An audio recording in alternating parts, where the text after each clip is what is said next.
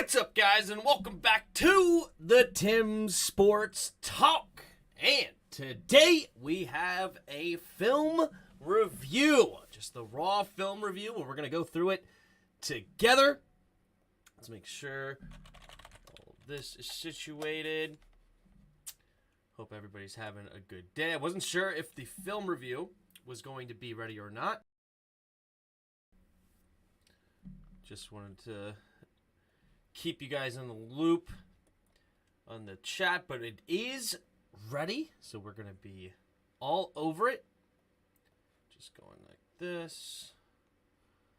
And what up, Ron? How's it going? Let's get the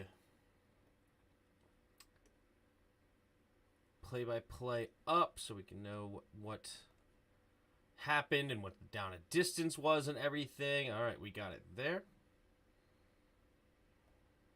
That's weird. Don't play music in my ears when you don't have to. You know what I'm saying? You feel? Anyway, and then make sure the chat is up.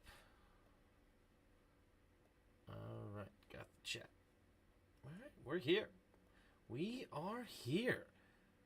All right, well, we have the undefeated Eagles falling to the Washington Commanders. Not many people truly saw that coming. A lot of Washington fans were trying to will it into existence, but almost nobody predicted this game beforehand other than Washington fans that in some cases may be a bit delusional. If you picked us against the Eagles, you probably picked us every single game, right? Most likely. But that's okay. That is okay, because I will take the victory however we can get it. Am I right? Am I right? So, we will be going through all the film today. Just thoughts before we go down. I think the offensive line is still continuing to struggle. That's why we only averaged like 3 yards a game or something like that, or 3 yards of play rather. Very not efficient whatsoever, but it was good enough, obviously, to set up some third and manageables. Heineke had time to throw and completed it. I think the several run plays definitely stifled the pass rush. Of course, we had the sack right out of the gate. But overall, I think the pass rush was pretty good. Or the pass rush was stifled, I should say, pretty good. Defensively, I just feel like we're going to see a very fresh defense all over the place, flying around, because they barely played. We had 40 minutes of time of possession on offense, not even 20 minutes on defense. It's absolutely incredible. What up, Santiago? What up, Bod? We only won because of an uncalled face mask. True. What up, Santiago? The small replays I saw, most of the O-line didn't create much of a seam. Yeah, that's probably what we're going to see. But let's go ahead and pull up the film breakdown here. So we got a little bit of a new screen here. Hopefully you guys can see all right. I want to pull this over. Man, I want to have my cake and eat it too, of where I put everything. But I only have so many spots, it looks like. So it is what it is. I'm going to put this here so I have it available if needed. I'm going to put this. No, let's go with this over here. And then up. And this. And this. Okay. Perfect. This over here. In case I need it. And then I got the chat right down here so I can see it. All right. Little growing pains here with the changes, but it's cool. What up, T-Hope? Happy Victory Tuesday, that's right. Heard nothing but excuses from Eagles losing all day. Yeah, gotta love that. Gotta love that. All right. Well, we know we had a rough start to this one. We are fully aware of that, right? But it's not about how you start. It's about how you finish, right? All right. So here's the kickoff return. And not sure exactly who they called holding on. Oh, I think it was Armani Rogers. All right, let's go back and look at Armani Rogers. Because we got pushed way back to the 8. So the penalty had to have happened right around the 18-yard line, right? Wow. That was called holding. Do you see any holding here? I mean, yeah, his arms got around because the guy just hit the crap out of him. But does he actually do anything to hold him? Oh, my goodness. I don't know. It's hard to see exactly what happened. Maybe it's easier to see right here. But this ref saw it and threw the flag. This is the ref that threw it.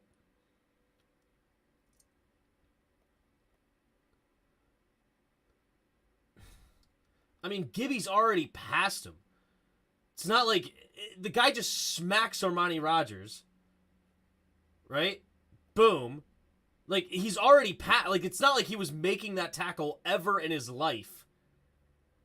But whatever. Tough call for us, and that's the way the cookie crumbles. We must have lost the game because of that bad call. Of course. What up, Roger? Got you on my big screen, texting from my phone. There you go. Nice. You're all set. All right, here we go. So we got the opening drive. We got pushed back to our own 8-yard line. We're going to, of course, we know we had a heavy dose of run game here. And it's a decent gain on first. Okay. Take a look at the back end. Ooh, only 3 down linemen with the 4th man out wide. And nobody really in the box. So this is a good play to run here. Okay, we have a Hassan Reddick coming in to the fold late. We got a man in motion. Man, how is this not a bigger play? We just have so many blockers.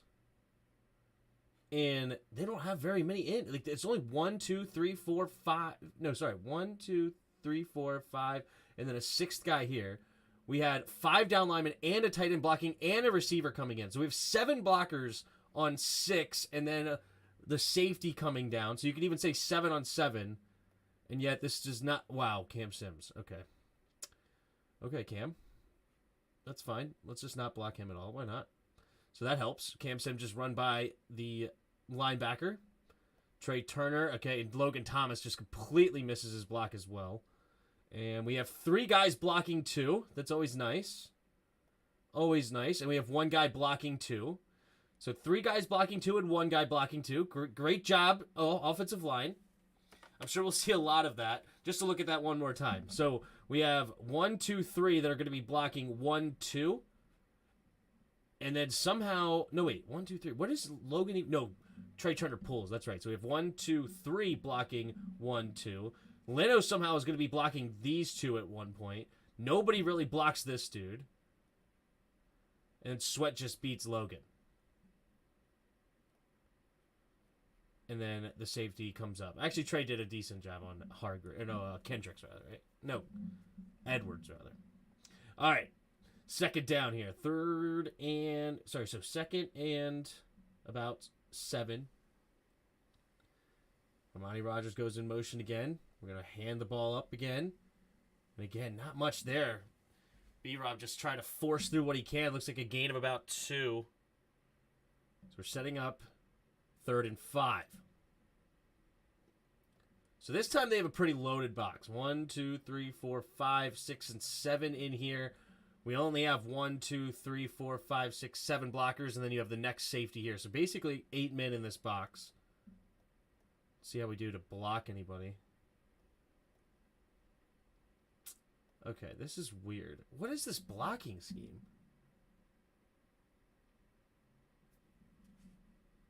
Somehow Larson ends up here. Norwell ends up here. Where's Leno go? No, okay. So Larson gets caught up on here. Yeah, we did not handle this stunt well at all. And we're late to this block. So it looks like initially they thought Norwell was going to go here and Larson was going to go here. And then late he picks up. Why? We know we're running right here. Right? This A gap is where we're heading. We're handing the ball off, trying to run up right in this A gap. We don't have anybody pull on this play or anything? Because otherwise, if we know we're running here, Larson should never be looking this way.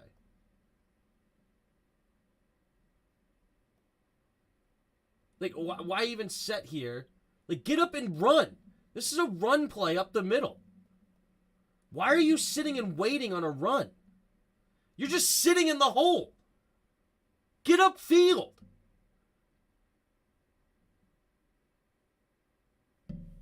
What? You just sit and wait for them to come to you in the hole. This is a run play.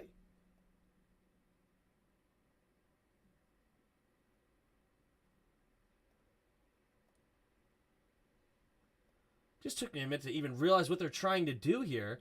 But he puts his hand out like it's a pass block almost. But he does go forward a little bit. Like, get out there and attack. Don't just sit in the hole. Imagine if he met the linebacker right here.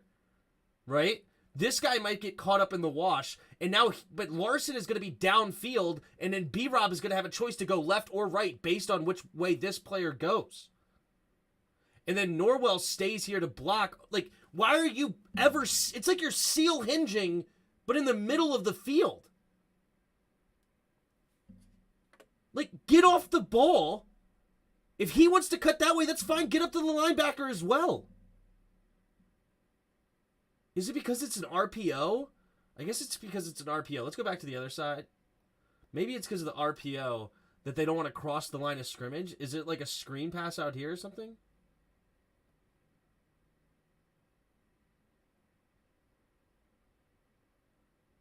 There's no way this should be an RPO. If this is an RPO, Brian Robinson's on the wrong side. Right? We're setting up the screen on the right side. If you want to RPO to this side, then B-Rob should be on this side, running this way.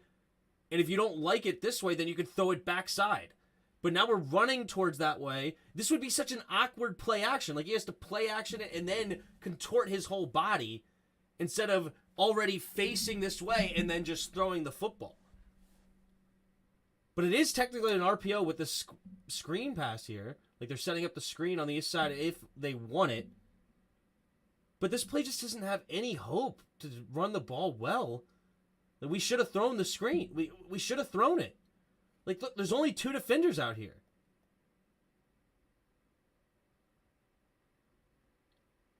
Like, if it's not an RPO and you're definitely going to run, then the offensive linemen need to get off the ball.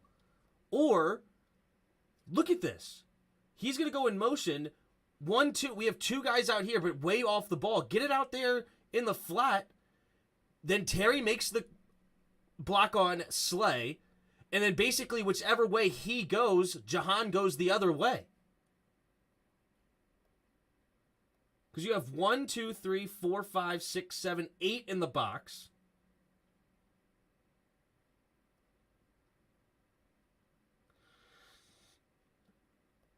This play is very odd.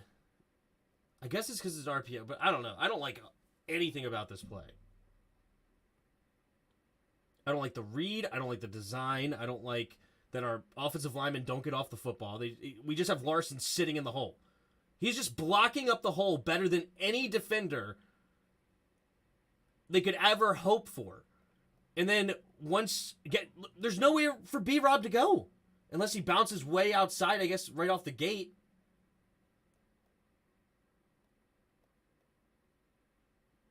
I guess outside should... But his eyes are to go right at that gap.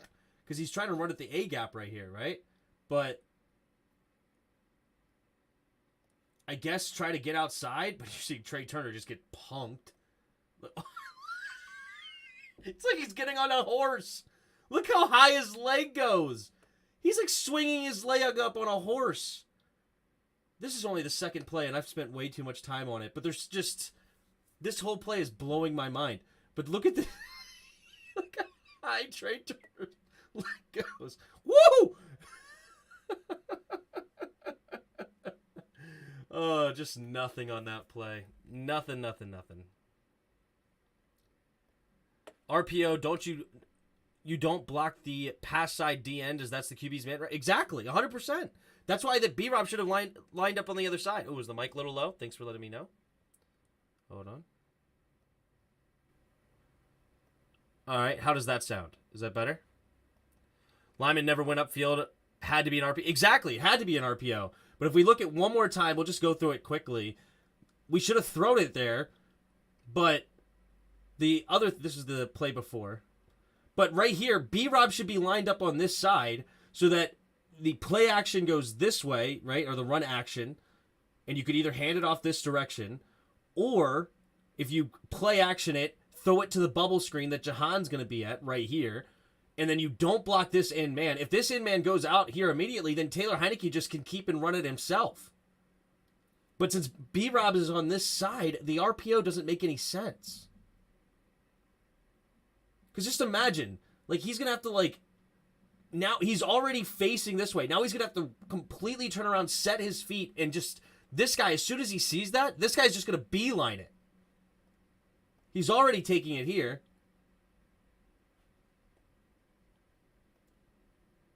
This play's a disaster. Anyway, on to the next one. On to the next one. Our O-line got a wrong block. I don't know. Is there any way to replay your commentary / game? Like the commentary last night? Yeah, if you go under the video and hit my name, the Tim Sports Talk, go to my channel, you can see it says upset alert. That's the one there. What a bad RPO. Larson never needs to step up his game. I think so too.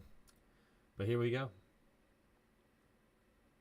All right, we're going to throw it on third down. We're going to run a fade route here to Curtis. Oof. No PI, right? No PI.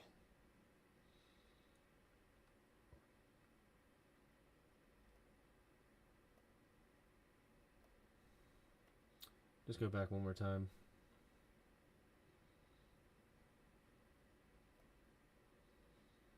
He never gets his head around.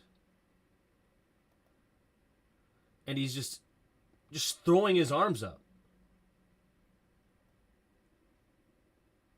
A little bit underthrown there by Heineke. Could have been a little bit better throw.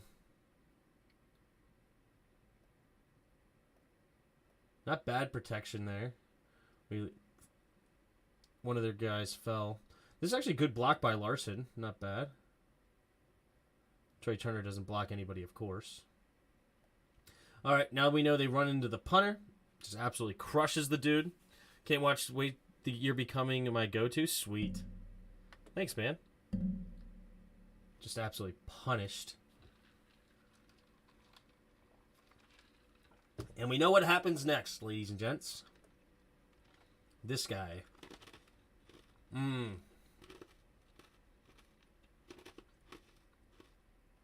Leno never locates him, huh? Oh my gosh, what terrible form! What in the world is that? Where's the kick slides back? He's way out here, just kick slide backwards. Like you're reaching for him like almost off snap. Like that, oh my God, your foot never moves. There's no kick slide. Your foot just stays in the same spot. His foot goes up and down, but it never moves laterally. Watch that again. His foot, I'm gonna hit play. I'm just gonna leave my mouse right there. Like his foot never moves. And so since he never gets back, Josh Sweat's just easily able to come all the way around. That is just horrible blocking by Leno. This is actually a pretty good block by Norwell. Pretty good block by Larson. We got a double team on this side. Not bad. It's just horrible by Leno. Larson ends up losing his blocking. It could have been a holding call.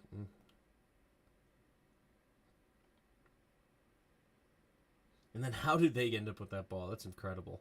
All right, here's the defense being put in between a rock and a hard place, right? I think Jalen Hurts runs on this one, right? Yeah, he's just going to keep it.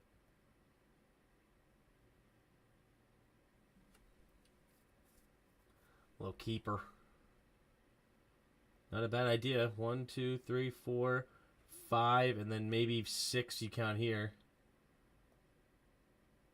All right, now definitely 6. Oh, but does Bostic leave? No, he's in the box. So 6 in the box, but you have 6 blockers.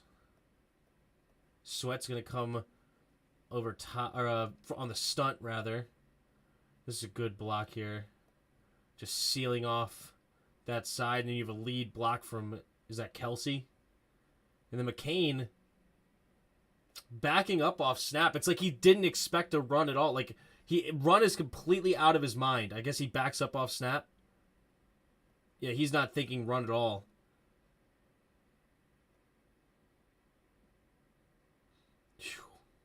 Jason Kelsey doesn't even have to make a block on that one. That's just all Hurts. That was a nice run.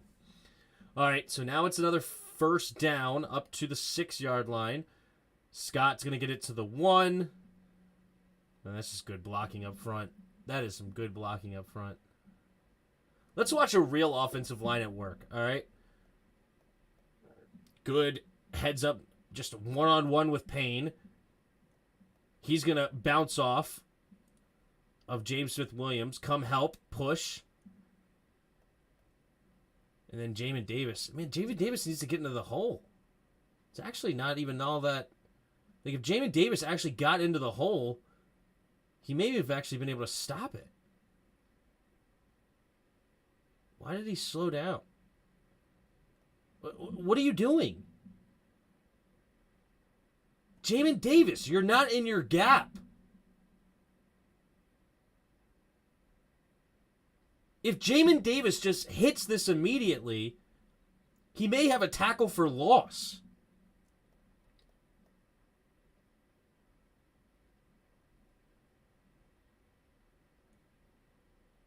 That is weird that he just slows down right here, and then now they get to the 1.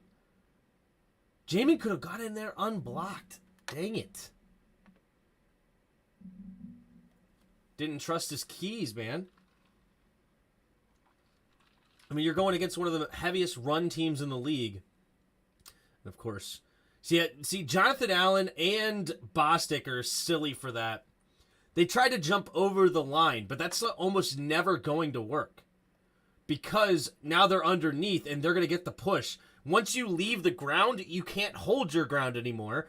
And these offensive linemen are way too big and strong. They're just going to push you back with ease. So it's just not a smart move. Unless you have momentum like Troy Polamalu, right, where he jumped and actually used his momentum to tackle Jalen Hurts. That's one thing. But from like basically a standstill and you're just jumping over top, you're not going to have nearly enough of momentum and you're just going to get shoved back. Yeah, a couple of them jumped like that late in the game. No, Jamin, I like Jamin, but he's super slow. He's actually not slow at all, but he plays slow. If that's what you meant, I agree.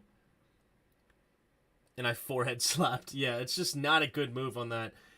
You know, and granted, nobody's figured out how to stop that QB sneak. Literally, I don't think they've been stopped once on a QB sneak so far this year. They've ran it like 20 times. All right. This one's going to be a touchback.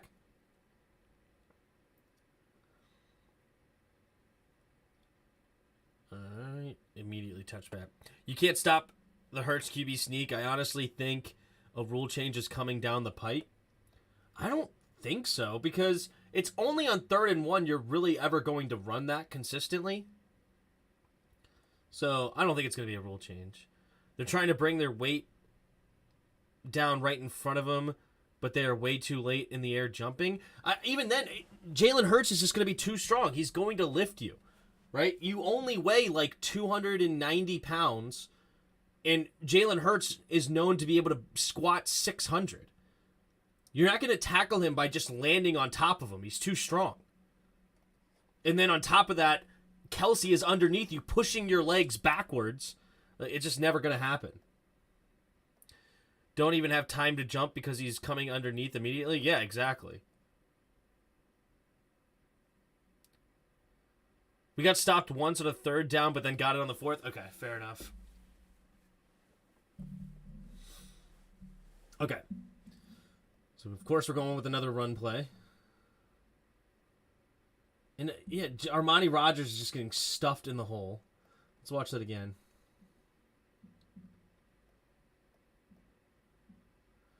Oh, man. You don't like that gap, B-Rob?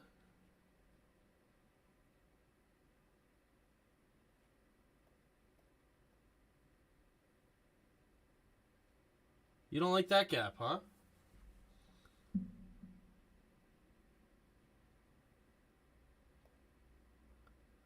I wanted to pause it at a certain moment, but it didn't pause.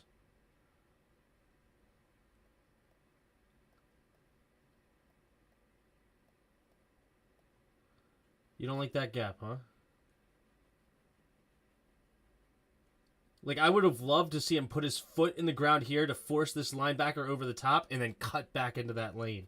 But he never even looks back that way. Granted, his hole is right here. It's supposed to be power offense, lead block, and everything from your tight end. I just wish he would have saw it, but he never even looked that way. Still does get a positive gain out of it, but unfortunately Rodgers is just sitting in the hole from that block.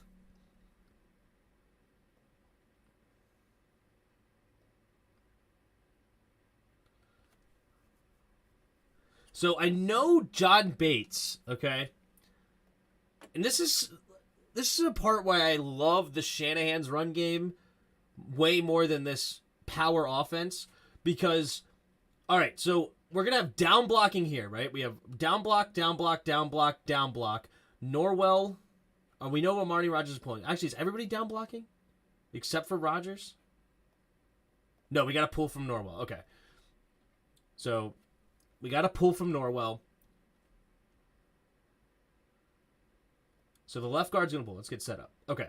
So we got down block, down block, down block, down block. Norwell's pulling. He's going to block this in man on the line of scrimmage. Norwell, that's his man. Then you have Armani Rodgers pulling, and he's going to get to this linebacker, right? Now you have John Bates and Lucas that are going to double team this guy to this linebacker, right? Or you're going to down block here, but I think does he end up moving into his, yeah, he moves. So you have these two going to block to this linebacker. You have these two to block back towards this backside linebacker, I guess, or weak side. I'm assuming there's another guy right back out here that they're going to try to block to here. What I wish is that John Bates realizes, okay, I understand this is my man, and I understand that Armani Rodgers, this is his man, but he's hitting this hard.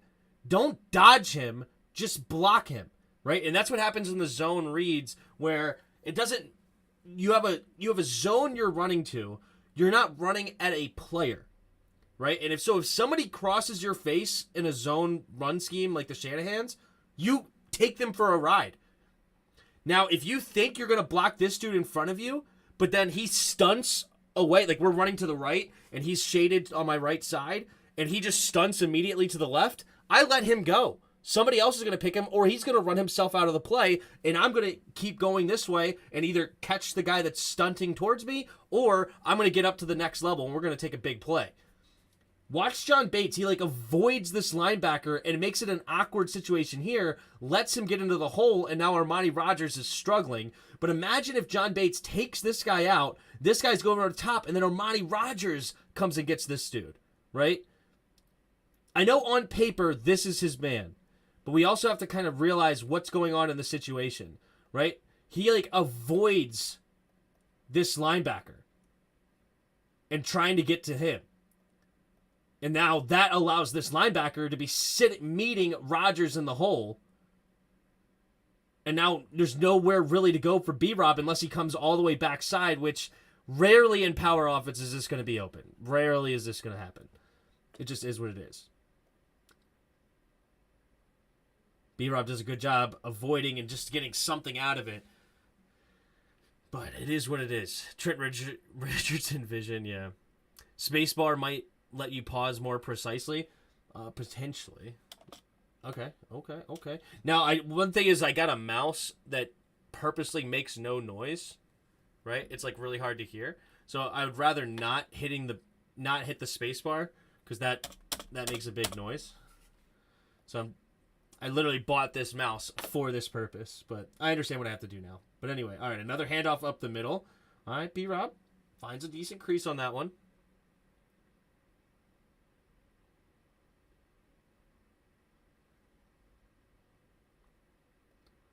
All right, so we got pulling tight ends again. All right. This is a good double team block here with Lucas and Trey Turner. All right, that's decent. Logan Thomas, can you make this block? Oh, Armani Rodgers is getting killed right now by Sweat. Okay, but actually he holds his ground. Okay, fair enough, because he's got to keep contained. So fortunately for us, he doesn't try to overplay this inside. Logan Thomas just completely misses his block. Man, and Lucas gets to the second level. We actually have a good blocks from our offensive line, but Logan Thomas misses another one. And now, that was not a great finish to the block. I like how it looked until the finish.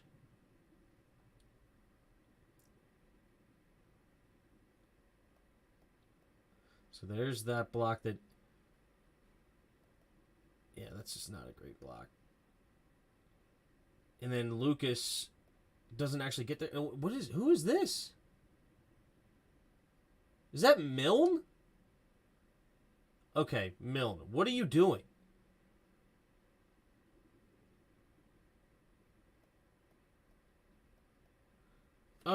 Milne just knocks him past Lucas. Milne is a net negative on this play. I wish he just went up and got to the safety, honestly. Because he pushes this guy around Lucas. This is not your man. Milne, get up to the safety. Like, why in the world are you helping him get to the spot he wants to?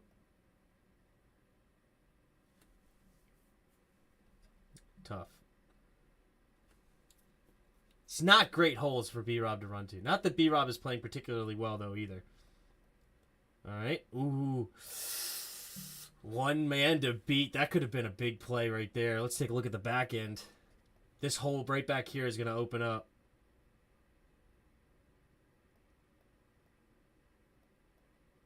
Right up the middle here. Oh, Trey Turner! Oh my goodness! Look at all of this grass right here. Trey Turner just whiffs on his block and allows this guy to escape. Oh, Trey Turner's so pathetically bad. He is so bad. Oh.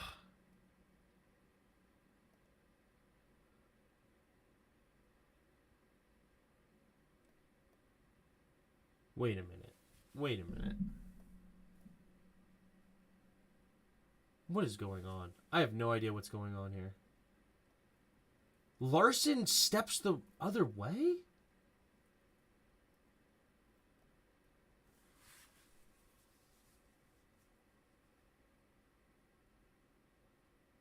We're running... Everybody's going that way except for Larson. And he runs right... Larson! What are you doing? Look at everybody. 1, 2, 3. Trey Turner's going that way. Norwell's going this way. Bates going that way. Everybody's going left. Everyone's going left except for one guy.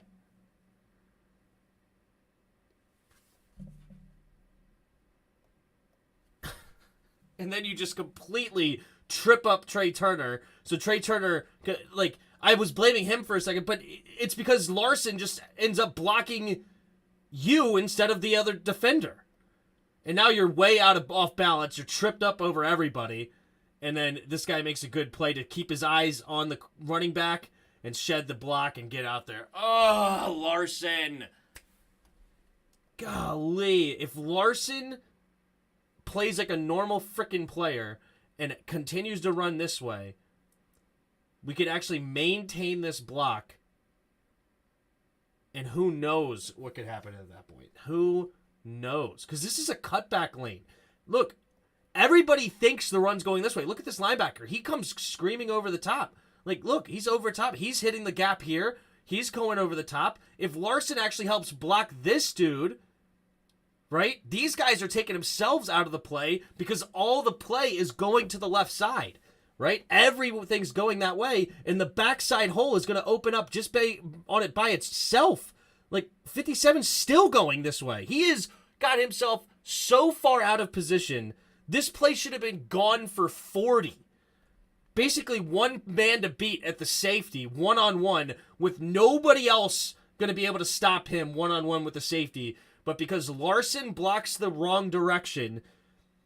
I just knew I was going to see bad offensive line play when we averaged 3 yards a carry. I just knew it. And everybody's blaming Brian Robinson. Bro, Gibson needs to start because Brian Robinson's not very good. He only averaged 3.3 yards a carry. Well, now we learn.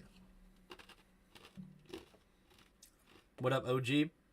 So do y'all want vet linemen next season or a bunch of young boys from the draft? I would love a first-round lineman. Trey had a single at the nose should have forced him inside regardless. No, look. We gotta watch that one play. Yes, at first I was blaming Norwell, but look, Trey Turner is going to attack this guy, right? But since Larson steps the wrong direction, he just completely trips up Turner, who's putting all of his momentum trying to take this guy out, and then Turner just has no footing. Right? Right here. And now look, their legs are tangled. He is way off balance because he has no legs under him. And then B-Rob gets tackled. Right? Like, yeah, I would have loved Trey Turner to be better on that play, but that's a lot. That's a lot to ask. I mean, you have to be a real athlete to have your own lineman tripping you up and also blocking a 300-pound dude. If Ron says he can call up Matt Khalil to play left tackle, maybe. Who is the starter? I think Rouillet is done. Yeah, unfortunately, Rouillet got hurt. I want the best guard of the draft, which probably means the 5th best tackle. Well, I don't want to draft a guard in the first round. I don't believe in guards in the first round. Second round guard, I would love to go tackle in the first and then guard in the second. That would be really ideal for me. Just fix this offensive line and see what we can do. All right, we got Bates going in motion, takes the snap, play action. Because we committed to the run. Actually, this is only a 3-man block. 1, 2, 3. There's only a 3-man rush. No wonder Heineke had so much time. He's going to keep it himself. He's going to get a decent run there on first down. Also, look at that spot. Hold on. Where should we spot this ball? So, he definitely got past the 43 on that spot. Okay, good. So they spotted right. Never mind. Thought it was a little bit bad, but they did good. I also want a DB early, though. True. A DB would be nice. And that's fine. You know what? If we can't find a DB in free agency, I would be fine to sign a really good guard in free agency. That's fine, too. I'm actually having problems with Cosme. Cosme's not even playing, man. It's weird. They have him benched even though he's healthy.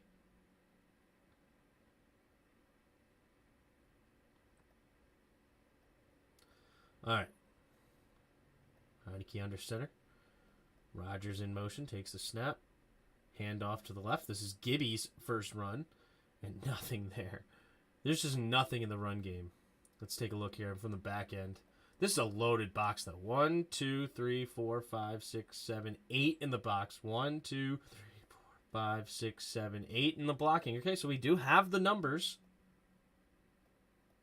Oh, what? A 9th guy coming into the box? Never mind.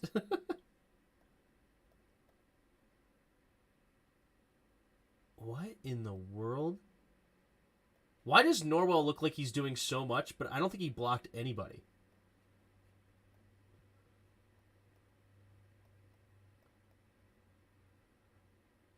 Maybe he got a little hand on 93. What is this run scheme? What is going on here in this run play? What are we trying to do? What's our goals? Okay, so Bates coming around.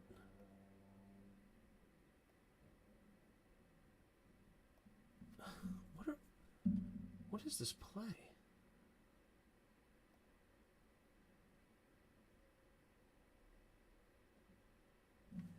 Like, if Norwell is supposed to down block, why isn't he help just crushing this dude with Larson? Like, why are you even hanging out for him? Right? It looks like the aim of this play is to aim right here at this, like, B gap on the backside. Right? We're countering to this side, trying to get everybody moving this way. And then we're trying to counter back to the left. Right? Like, Larson... Or Norwell should just be helping Larson crush this down block to open up this hole on this side. But he's like stopping in the hole and not helping Larson basically at all. Now you have 2 guys blocking 1. Nobody gets to the linebacker. Right? Like Leno never locates the linebacker here. Right? This is Leno's guy, I guess.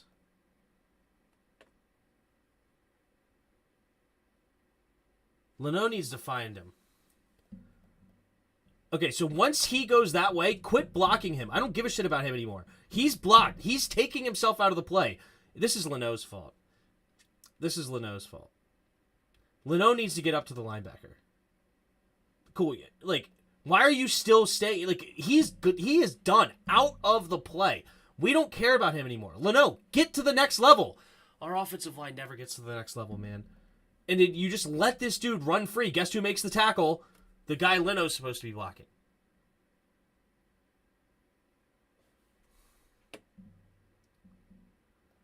All right.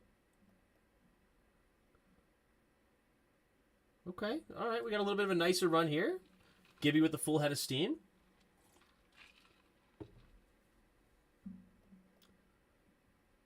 All right. Not bad. We don't get the double team up to the linebacker, right? These two working on Cox, but they get a good push on Cox. It's not bad. I appreciate that push. Even though we're not blocking linebackers at all, but if you're going to get that kind of a push and basically almost block him with Cox, I'll take that. That's a decent run. What was that run for Gibby on the second run?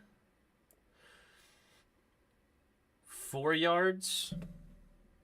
I mean, if we got 4 yards a pop, I wouldn't be mad about it. All right. So now it's 3rd and 5.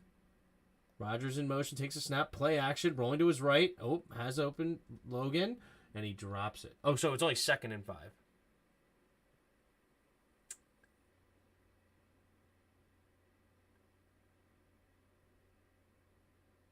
Ooh, that was a 4-yard run on a. Then we got a first down on 3rd and 4 running the football. And then we went play action on first down. I like it. Okay. Interesting play to run on 3rd down and get it. So I see why Gibby just put his head down and ran. Oh, my. Nearly got crushed. All right. Jahan in motion, takes the snap. Hand it off to B-Rob, cutting it up the middle. Okay. And then I love that. Lucas, you see I'm just doing spinning around in circles because he doesn't know who he's supposed to block. All right, let's take a look. All right, that's a good block by Turner. That's the best block I've ever seen by Turner. These two pulled well. We have Leno and Norwell pulling. We make this guy miss. Norwell misses his block. What else is new? But B-Rob avoids it. And then Lucas never locates. Or Bates never locates. So these two are supposed to be blocking up to this.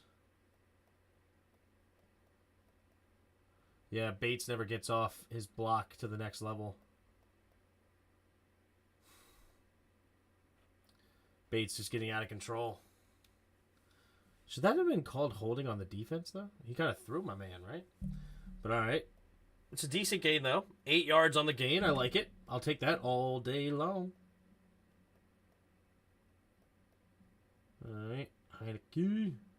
Wide open is Taylor Heineke.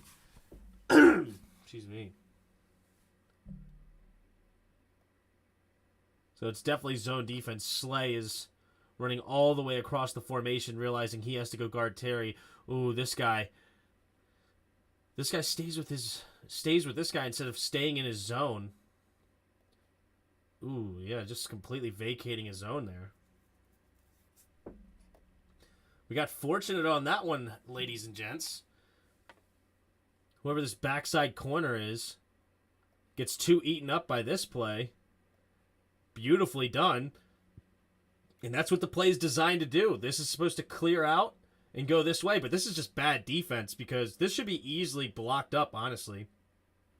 You have this guy's safety going over the top. This guy's with him here. This guy needs to stay down into his zone, and then Terry's going to run right into him. Like, there's no reason that he should feel that he has to stay with Jahan Dotson here. Especially with your eyes right there, you should see Terry coming your way. You should fall off this, and it could potentially be a pick, but we'll take that. We'll take that all day if you don't want to. If you want to give us that, sounds good to me. O-line barely gets off. Gibbs and Bryan got to make their own hole, right? What up, Artie? The good news is that we keep running the ball like of this. Eventually, the backs are eventually the backs of these trash linemen are to be bruised to continue. Are going to be too bruised to continue running, to continue starting. Yeah, we need B-Rob and Gibson to just put helmets in all of our starters' backs. Play action. A little bit of pressure. But overall doing a good job. And this is what I was talking about. Like this, how often we ran the football. Oh, nice chip there. Okay, couple of chips to help as well. Slow down the rush. Now you have a double team on this side. Norwell's going to hold up. He doesn't do a great job. But Heineke, shading a little bit to the left side, faces the pressure anyway, and delivers a nice ball off his back foot. Definitely not a clean pocket, but enough for Heineke. All right, Jahan going in motion. Now in the red zone for the first time. Handoff up the middle.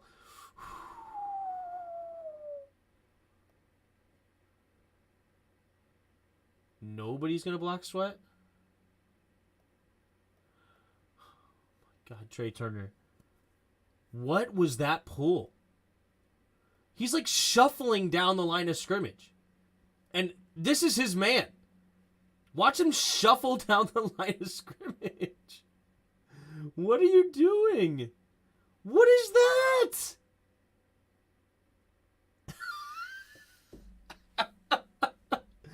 This is your man, Trey.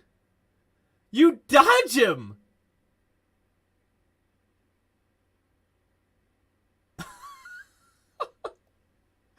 You literally dodge him.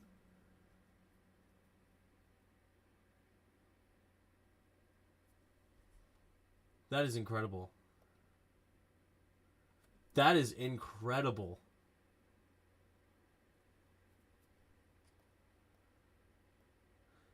Like, this man has to be blocked. Has to be. Like, if this guy is going to go unblocked, then the running back has to be on this side, so Taylor's looking right at him, right? If he goes to, like, guard the running back, he can pull it and run this way, or he hands it off if the guy stays still because he has to respect the run.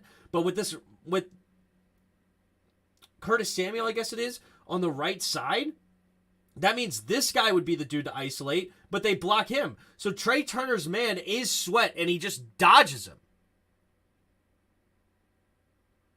We'll see. Well, you see, they were playing tag, and the D-end was hit.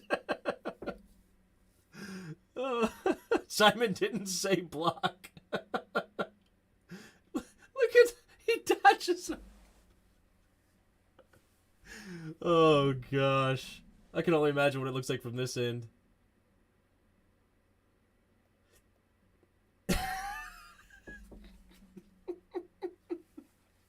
How do these guys get paid millions of dollars to play football?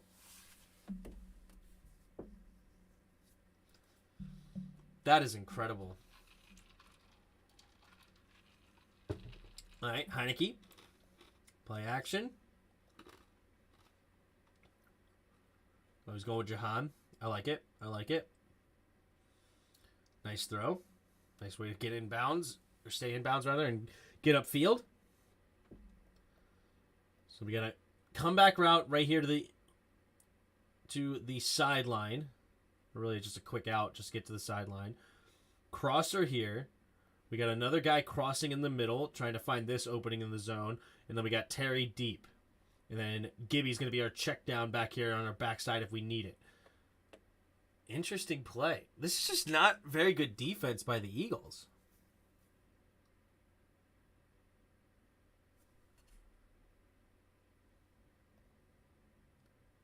Yeah, number 33, I'm not sure what you're doing here, right? So they're definitely playing zone. I guess you're looking for this man here. I guess Slay needs to stay. Or, no, it looks like cover 3. So he's got this deep third. We got a deep man in the middle. Bradbury's going to get this third. We got underneath. I guess this is a good play to beat this cover 3. And you know what? This might have been designed by Scott based on their film that says, hey, when they run this cover 3 look, if we can get this look against cover 3, Jahan's going to be open here because they don't cover the sideline enough. Darius Slay is going to respect Terry, back off. Interesting. Because if we remember against the Vikings, Darius Slay had 2 interceptions when they tried to force it into this area to Justin Jefferson. So I guess that's what they probably were looking at film and says, hey, they're going to respect Terry. They're going to try to, they know we want to go to Terry, so they're going to try to make sure that they don't go here. I like it. Because this guy's going to come and get the underneath. And if he does go backwards, then you could hit Logan Thomas up the sideline potentially. And if this guy comes in, John Bates is going to hit this part. So this is actually a really nice play design. Right? You're making guys cover 2 areas at the same time. So he either has to go low or high. This guy has to go high or low. This guy has to go low or high. And basically, somebody's going to be open in that unless one of these dudes completely overplay this side. Now, in a perfect world, if you're the Eagles, of course, you don't know exactly what play they're running. This guy stays with Terry, this guy stays here, this guy goes here, and this guy backs up into here. So there is a way that the defense could technically play it where there is nothing open, but understanding how the zone concept works on defense, this is actually a great little play design here by Scott Turner, rather. We're going to get a 1st and goal. Let's take a look here at the protection.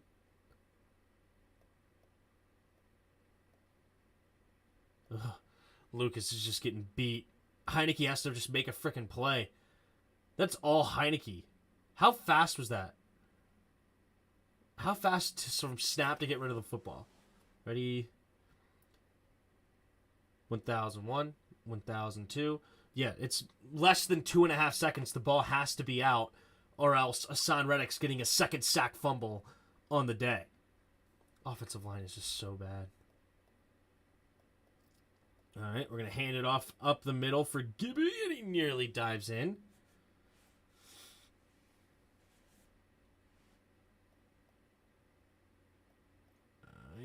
Okay, Trey Turner getting to the 2nd level? What? Say who? These guys don't get to the 2nd level, of course. What is he running to? And then Lucas just can't maintain his block. Can you not cut block anymore? Is that against the rules? Like, can you not cut block on the backside?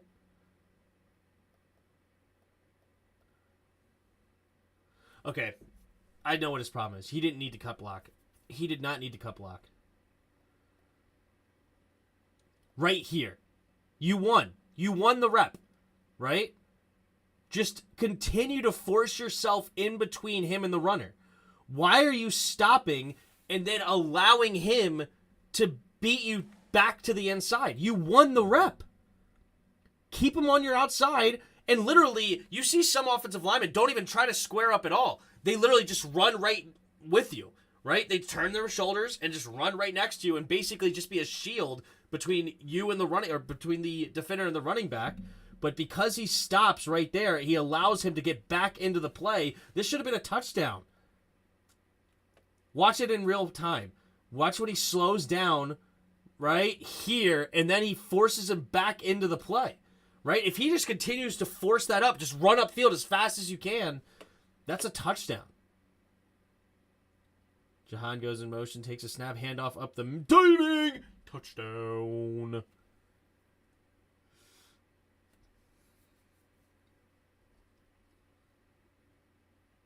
There's not even good blocking here. It's just, Gibby just decides, he says, screw you. You guys can't create a hole. I'm just jumping over all of you. Look, there's 3 dudes, like 3 of our guys he jumps over right here. 1, 2, 3. Okay, I'll just take it off. I'll just take off to the end zone, boys. I'll just take off to the end zone. You know what I'm saying? What up, Robert?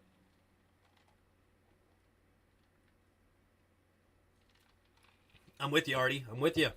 Classic flood concept, exactly. I don't know how much football you guys have played, but you got to understand the disrespect of having your D line 16 yards wide inside the 5-yard line? Oh, were they really wide on that play? Yeah, on our goal line, I knew that we played foot to foot at goal line. And then on the other plays, we played, maybe not even quite a full yard, maybe 2 feet or something like that. Like there was a little bit of a gap between. But at goal line, we were basically foot to foot. Person that we got to acknowledge is Joey Sly. You ain't lying. Joey Sly had himself a day. Well, he had grease butt and was afraid to keep running.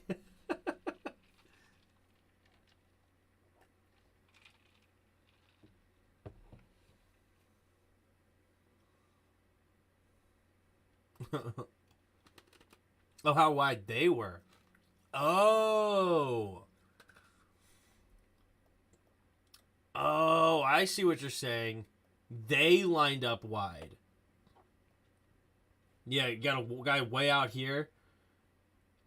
To a big wide lane here. Instead of everybody being like, because here's the tackle. He's way out wide on this play. So instead of being on the tackle, he be in the A gap, and then him be on the tackle and actually try to play everybody heads up on the run. They just said, hey, we're going to run wide and we're going to just beat you with our linebackers. We know you don't get to the second level anyway.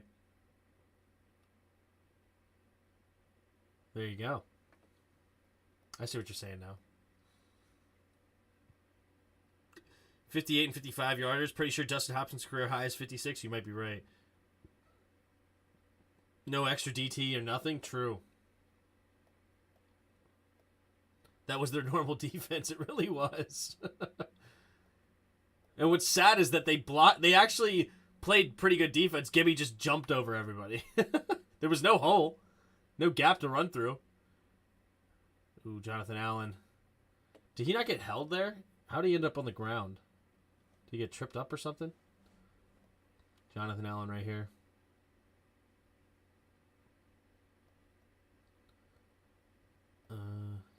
Good block. And then he dives. That's a good block there by the guard. Got a pull coming here. But yeah, basically completely takes him out of the play. Look at this guy. Gets up to the second level. Gets to Jamin. And then you got Kelsey coming up to the second level, getting to their linebacker. Oh my goodness, we got to talk about it. All right, we see how bad our offensive line is. Here's one of the best offensive lines in the league, if not the best, right? So we're going to have the center pull. This guy's going to down block. Kelsey's going to get up to this linebacker right here, right now. And so instead of double teaming to this linebacker, they're just going to pull and get to this linebacker here. This double team, right, they're going to easily get past Daron Payne, rather. One of them, I think it's actually 55. He's going to see, all right, this guy has him sealed off. I'm going to get up to Jamin. Okay, so yeah, especially with this. Oh, they may even pull this guy again. They may pull him, actually. Let's take a look. No, they don't. Gosh, this is such beautifully offensive line play. This is a double team between these two. This is how you play offensive line. Oh my goodness, I'm so excited. Okay, now that I see exactly what happened, this is exactly what they should have done. I love it. All right, look right here. Okay, so Daron Payne ends up right here. This guy's going to cross his face, and this guy is going to step this way. If Daron Payne comes this way, like right, he tries to stunt inside into the A-gap, this guy is going to take him for a ride. If Daron Payne tries to go upfield, this guy's going to cross his face and seal him up to the black side. And then once this guy realizes Daron Payne's not crossing my face, he says, screw you. I don't have to touch you. I don't have to stop you at all. You're taking yourself out of the play if you don't try to cross my face. I know we're running this way. So what am I going to do? I'm going to immediately get up to the second level and seal off Jamin Davis from getting into this play. It's exactly what we lack so hard. You don't need to double team Daron if Daron's taking himself out of the football play. Daron even might actually go outside thinking it might be a passing play. He is out of the play. You don't need to continue to double team. Now watch that again. And then So keep an eye on that. And then Jason Kelsey's going to pull, get a nice block here on Bates. And then that allows an easy down block on Jonathan Allen, who almost tries to fight it to get back into the play, but it's just a great block. Then you have one-on-one with their left tackle and Montez Sweat, and they're off to the races with a nice play. And then man-to-man Bobby McCain gets pulled out that way, so you don't have to worry about blocking Bobby. This is a good play. Seal him onto the outside. You want to go inside? All right, that's fine. I'm going to keep working my hips, forcing you to the inside. And now Montez Sweat loses contained because it's a great block. You had immediately this guy get out in front of Jamin. Now Jamin can't get back, right? Jonathan Allen's trying to make a play here, but he's already sealed off, and this guy's going to way outrun him. And then 55 is blocking Daron Payne, not even cleanly. This is an ugly block, but it doesn't matter. All you need is your body in between you and Daron Payne from the running back. That's all you need. But then Kelsey gets up to the second level. Nice block, forcing John Bostic. And it's not a great block because he does bounce it outside, but it still gets John Bostic off his feet a little bit, allowing the running back to get to the outside, and they're up into the second level, and it's a nice run for 7 yards. Right? If it'd be interesting if he would have right here stuck his foot in the ground and ran right up the gut, considering this guy's got a seal. Kelsey's going to knock him this way. If he actually had a little bit better vision and is able to just hit this gap right here, then he could just put a move on curl, and this play's over, right? If he cuts into the middle here instead of bouncing it outside where Bostic ends up getting pushed, like Kelsey seals this off beautifully. This is done. This is done, right? He could be hitting this gap right here, right now, and this could be a big play. It was already a decent play, but that's just well executing blocking.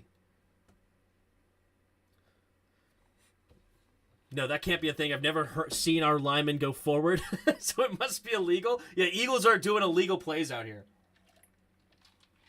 No wonder they're 8-0, cheating jerks. Yeah, only on pass plays when the screen passes.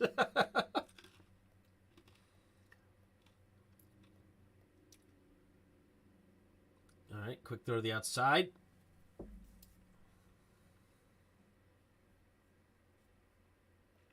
Well, they're not 8-0 anymore, but going into this game, they were 8-0. Jonathan Allen splitting the double team. Just no coverage on the back end, but Jonathan Allen, that's a move.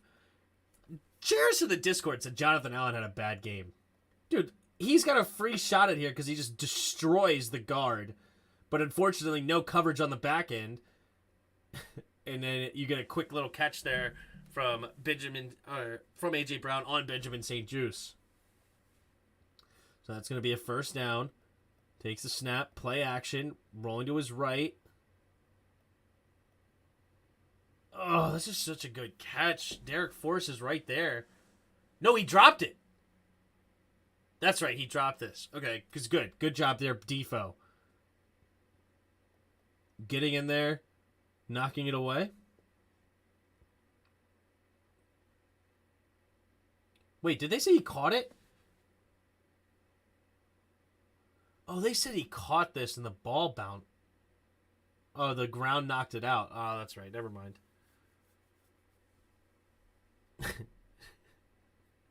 I think everyone played a great game, although there was a little mistakes we have to deal with. True. Well, not everyone played a great game. The offensive line was horrible. But everybody else, I thought, played a really good game.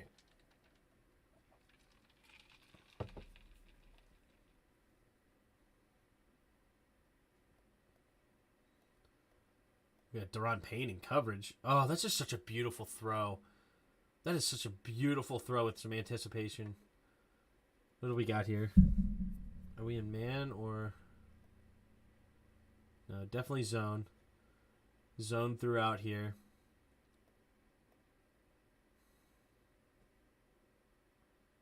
That's unacceptable, though. Dang it! You have 1, 2, 3, 4, 5 guys covering the underneath. None of this should be open. So it's a cover 2 with zones all underneath. You only have Oh, you have a cornerback blitz. Okay, so you do have a 4-man rush still with a corner blitz. All right. I guess that is a bit expected. Never mind.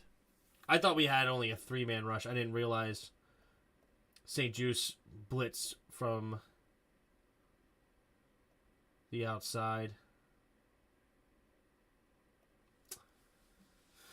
Tough call. Picks on our side of the field is the yikes picks.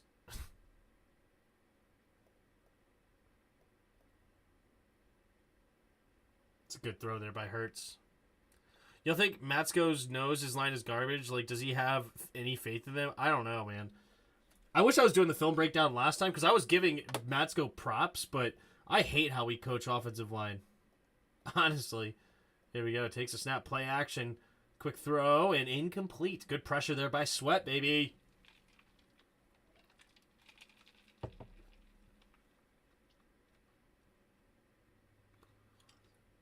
Pressure by Sweat, making that throw a little bit inaccurate. All right. Here comes a blitz, but they blocked it well. Ooh. How close does Duran get to hitting this ball?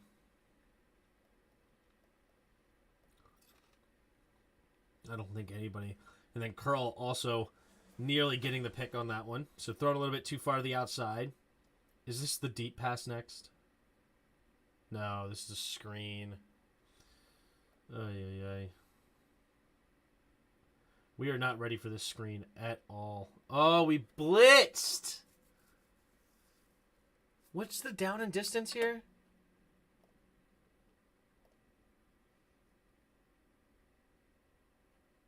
Third and 10, and we're sending an all-out blitz.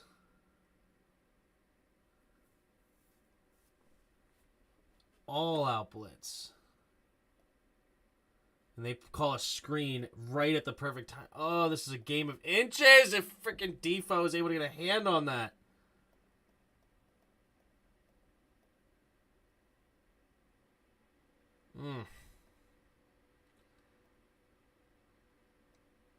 You should get a away jersey, maybe. You can be Unike with a jersey like that. Unlike, oh yeah, I don't know actually, but yeah, it's a good block play on them for sure. Good blocking by them. All right, 2 receivers to each side. Now it's on a first down up to the 33-yard line. Takes a snap, play action, quick throw to the outside, and Benjamin St. Juice, you never look for the football. If Benjamin St. Juice looks for the football here, this could be a pick. Because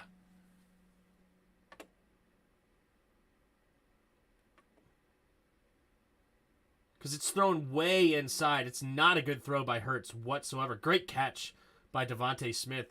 But you can see how far inside this ball is thrown. Just not ready for it. Good catch by Smith. Always teach them to go for the player, not the ball.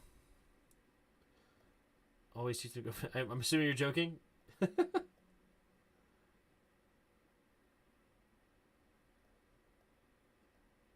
Isn't the point of playing off man so that you can cut the route?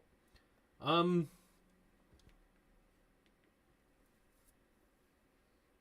that's definitely obviously what Kendall did later in the game. I don't know if I would say that's literally the purpose. I think the purpose is so that you don't get beat deep right off the snap. And also, I guess, to bait the underneath route if you want it real quick. But it's mainly, I guess, in my opinion, just not to get beat. He was too beat to look up for the ball. Yeah, that is true. That is fair. Because, yeah, if it was thrown to the outside... If it was thrown to the outside, that's an easy catch. And I'm not hating on him too much for it. I mean, Benjamin St. Juice played a fine game overall. It's just, it's one of those things. I wish it would have went down that way, kind of thing. Not that, oh my goodness, I can't believe he didn't locate the ball. It's just, game of inches, There you go. Yeah, that's a hold. Right? Yeah, they moved backwards on that one. Look, I mean, Tuhill clearly got held there by Goddard. Easy call on that one. Easy call. It's actually on Goddard. All right. And here is the play.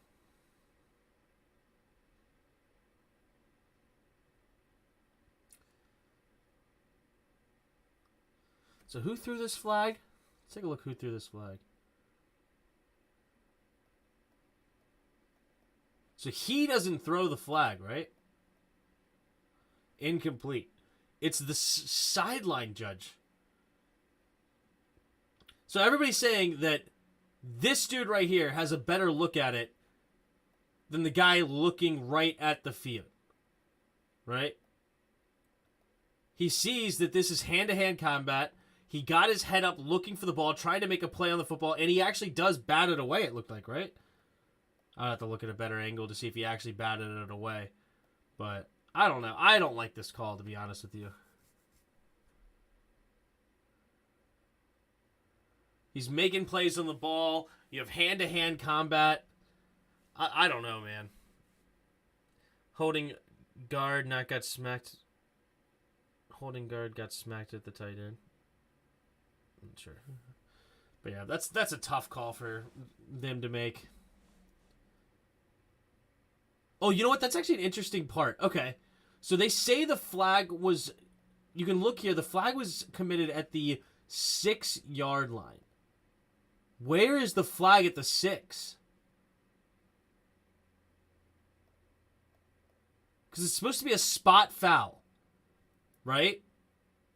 So they give them the 6-yard line. So the flag was committed apparently at the 6-yard line, right? At the 6.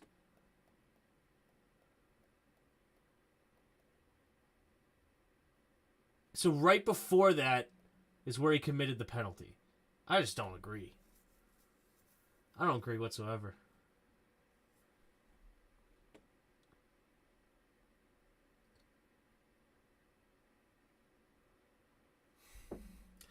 Hand-to-hand combat, making plays for the ball. That's bullcrap, man.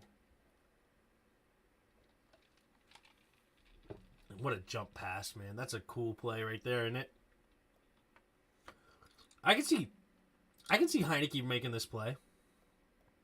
So basically, you fake the run, go right over the top with the jump pass, baby.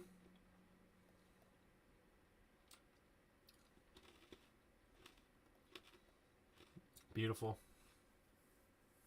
And look at that. That is good offensive line play to not pass the 5-yard line. You can go 1 yard downfield. That's it. But you did a good job not going downfield at all. Good protection. Beautiful. Not going downfield, but still selling it as if it's a run. It was beautifully done. All right, there's the kick from Elliott. And now we got a 14-7 game for the Eagles.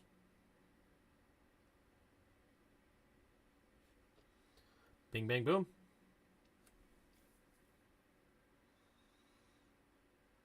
Yeah, how can the ref see from the back? I don't know, man. That's tough. Tough. All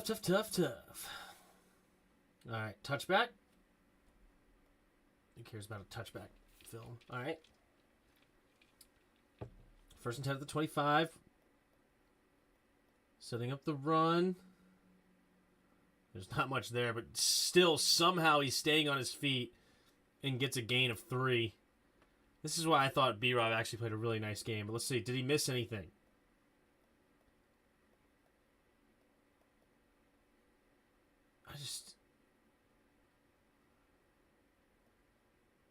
Okay, clearly this is not working, okay? And again, we're going to have Bates try to go all the way to this backside guy, and we're leaving this dude on block where Rodgers, you can see he's looking right at him. He understands who's his assignment. He's going to pull and try to get to here.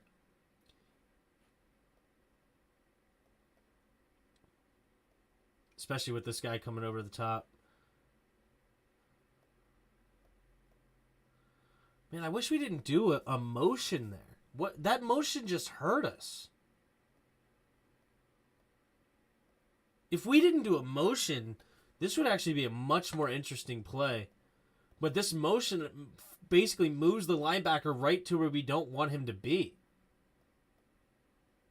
That makes that play so much harder. Go back to the outside, actually. Yeah, sometimes motions don't help you very much, right? Like, Jahan Dotson's motion right here is doing us no favors.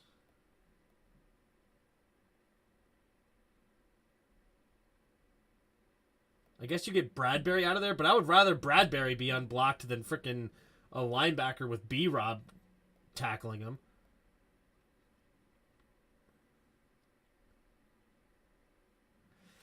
But yeah, I wish that we had a better idea to block number 57 right here, because he's going to get to 43. Cornelius Lucas does not get nearly enough of a down block. You know what? I'm hating on Rodgers, but if Lucas gets a better down block here and actually creates a hole, maybe we actually have something going there. But B-Rob stays on his feet and gets a positive play. Cox had no helmet, no flag. He didn't take his helmet off. You can't take your helmet off. If it falls off, it's fine, but you just can't take your helmet off. The goal should have been have B-Rob hit the corners 10 times a game. That isn't fair. Yeah. This is one that Jarrah said in my text group, the group chat of me and him and ProTech, of that Lucas doesn't make a block here.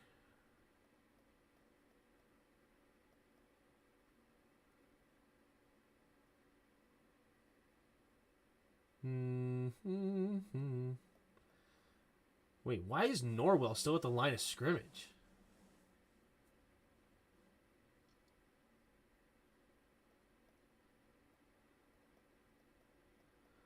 Okay, he was blocking 55 at one point.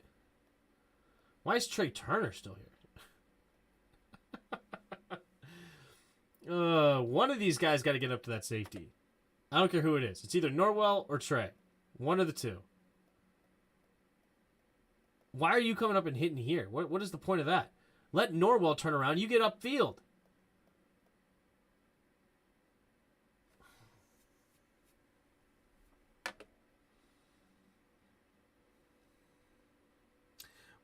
Would love to see B-Rob and Gibson running behind the good O-line. You ain't lying, dude. Holy moly. Thank goodness Terry got open quickly, because let's look at that again. Watch the center.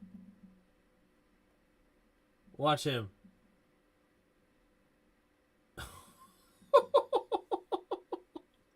He is just right into the lap of Heineke.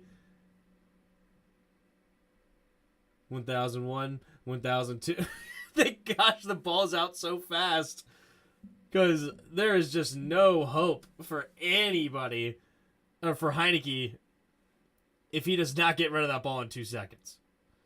Larson got taken for an absolute ride. And then you also have Fletcher Cox unblocked. How was Fletcher Cox unblocked? Where did you go, Turner? Oh.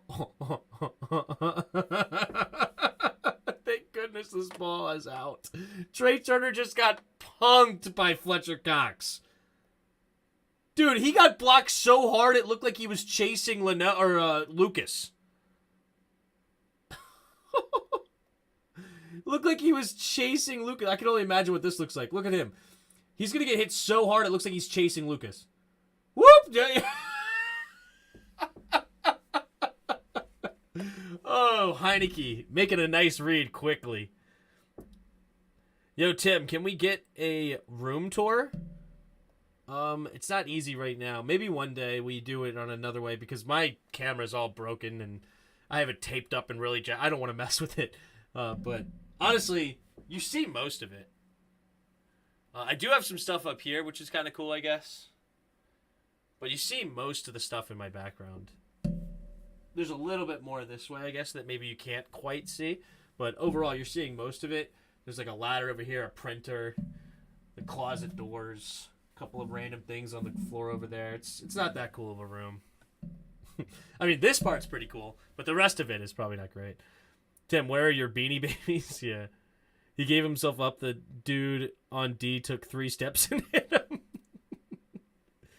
Oh, you're talking about that late hit earlier? Was it roughing the passer on the late hit at the end? Oh, absolutely. It's not even. It's a late hit. Oh, or a late hit. It's a late hit. And if they called roughing the passer, that's a. That's. They called. They called the. They threw the flag correctly, but they made the wrong. They uttered the wrong words. If that makes sense. Absolutely, that was completely 100% a great call. He took way too many steps. He even turned at him and aimed at him. Like, it's... Yeah, it's not like, oh, he couldn't stop himself. Dude, stop.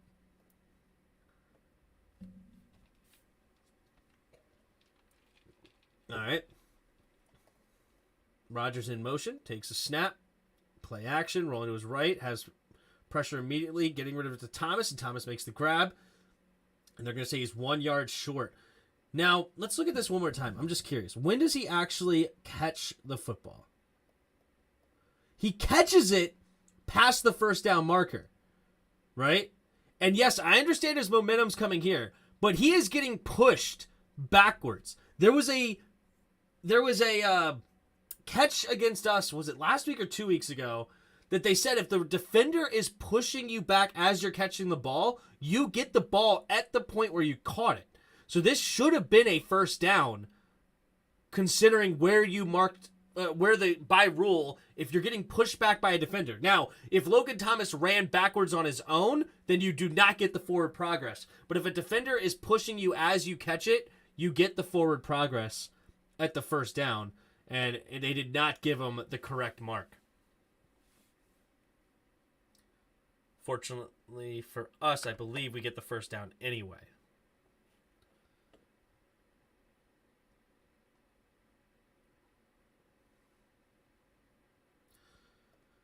At our own 46.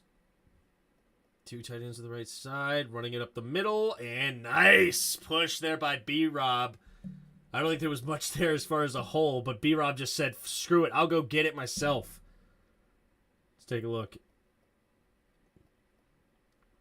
Yeah, there's nothing there. That hole is closed. And it's not much push as far as, let's look at this again from this angle. How much push does the offensive line get by the time? So we're starting here at the 46-yard line. We got to get to the 47. They don't get any push. Nobody gets to the 47-yard line. This right here is the first down marker. Nobody leaves the original line of scrimmage. It almost doesn't even look like they tried to.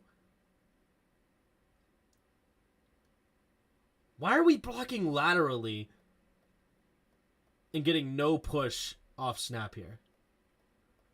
We're just catching. Everybody's just catching. B-Rob has to just do it all on his own. It's incredible that he even averaged 3.3 yards a carry. It really is. He basically averaged 3.3 yards a carry on his own.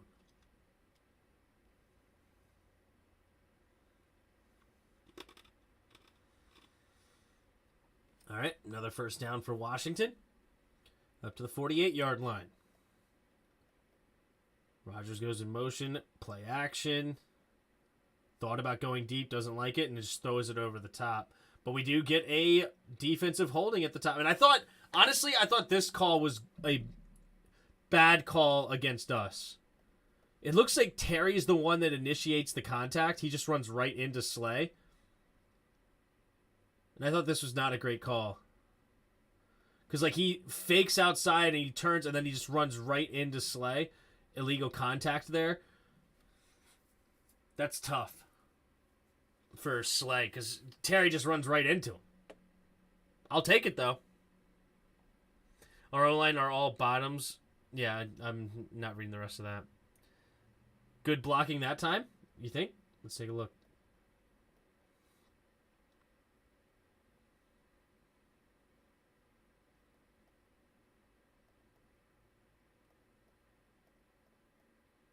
Yeah, honestly, overall pretty good blocking.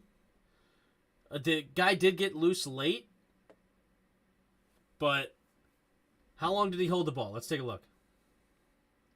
But did we play action this? Yeah, so the play action definitely slowed down the pass rush, I think, which is why I thought our game plan was so beautiful. We ran the ball so many freaking times, especially early, where the pass rush was actually struggling to get there on first down, right? Because there is no more pass rush here until way late. Oh, this could have been called holding on Norwell. That's fortunate that he didn't. But that's a good block there by Larson, pushing the dude away. It's a clean pocket. B-Rob helping out a little bit.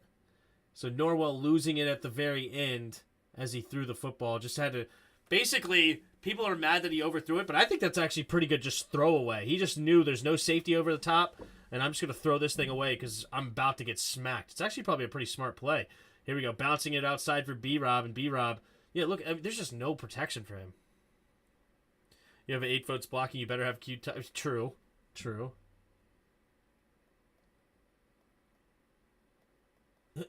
Trey Turner's just in the hole. Just standing in the hole. Thanks, Trey.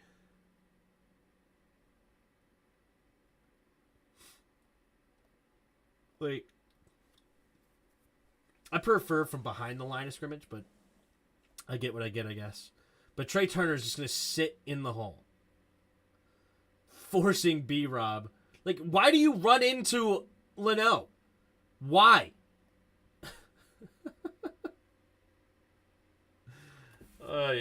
Forcing him to bounce it outside. And then to add insult to injury, Trey Turner just pushes him right out there. So first you're just sitting in the hole. It's like he's playing for the enemy. Like right here, he's just sitting in the hole, not doing anything. And then when B-Rob actually bounces it out, he then just shoves Edwards out there. Like Edwards is no shot going to catch him, except for the fact that Trey Turner just helps him. Hey, go over there. That's where he's going. Get going over there. Thanks. Thanks, Trey. Thanks, man. You're just terrible, but it's not your fault at this point. You shouldn't be on the field, if we're being honest. Like, so Trey Turner, I want to apologize and like you're basically being put in an impossible situation. I will say you probably should just retire now. I wish that you were one of the what was his name? Sean Davis, was that? Who was the one that is Vernon Davis's brother, just retires at halftime? Yeah, I hope Trey Turner does that next week against Houston. He says, you know what, I suck. Sorry for even trying. I'm just going to retire, you know? Read that Wentz opponents were 28 and 26 or something, right around 500. Heineke's was 24 and 8 or 750. No choice. The team responds to Heineke and plays for him. True. Vontae Davis. That's who it was. Vontae Davis is a friend of mine. Really? That retired at halftime? Well, I'm not really trying to make fun of him other than to say that, you know, I hope that Trey Turner follows in his footsteps. Sorry for getting SB canceled. I heard the Russian front lines are great in January. What? That's funny. Play action. And another overthrow from Heineke.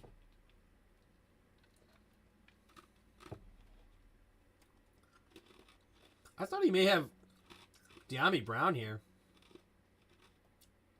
Safety actually is in that area. CJ Gardner-Johnson. Yeah, he's running with them, and it doesn't turn until he sees this. So there's honestly not much on that play. And is it pressured again? Is he just having pressure in his face? No, not really. It's just not a very good throw by Heineke, especially with Logan Thomas wide open underneath. Should have just hit him. Right here. Why not hit Bates?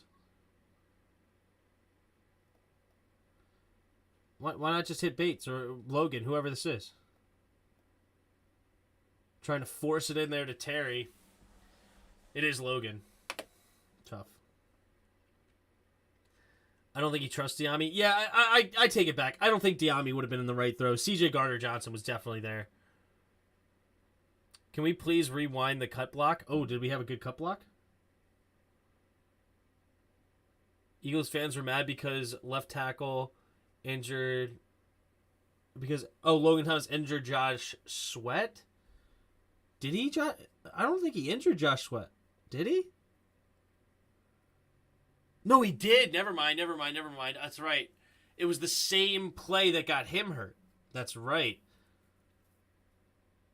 And yeah, I remember watching that live. That was definitely this. It was the same type of hit that got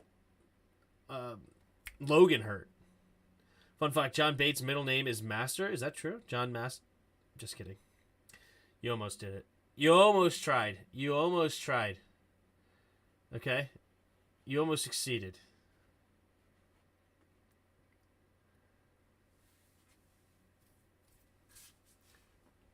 Why isn't Diami panned out yet? I'm so disappointed.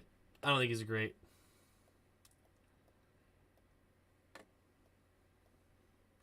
You won't read my foolishness, but you read his. Not fair.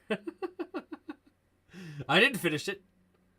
And at first, I thought it was a genuine thing. I'm not going to lie. Because I'm reading questions, or I'm reading comments and stuff as if they're genuine. And I'm not actually registering them at first. I was like, is it really his middle name? And then I said John Master, and it's like, nope, it's not. It's not his name, actually. It's definitely not. All right, here we go. At the 44-yard line. 3 receivers to the right.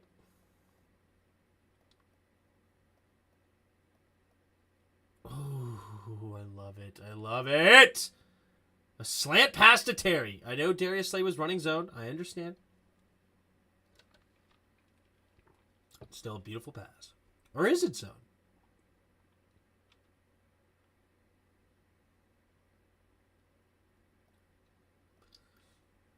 Yo, that's not zone. Is it? Hold on. I'm confused by this defense. Are they running man or zone? He looks like he's running man. He's running with him. He's running with him.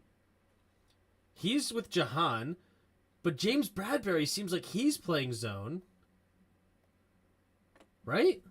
Or does he just quit his route because he sees that the ball's thrown the other way? I think it's man-to-man. And Darius Slay doesn't run the correct man. I think it was man.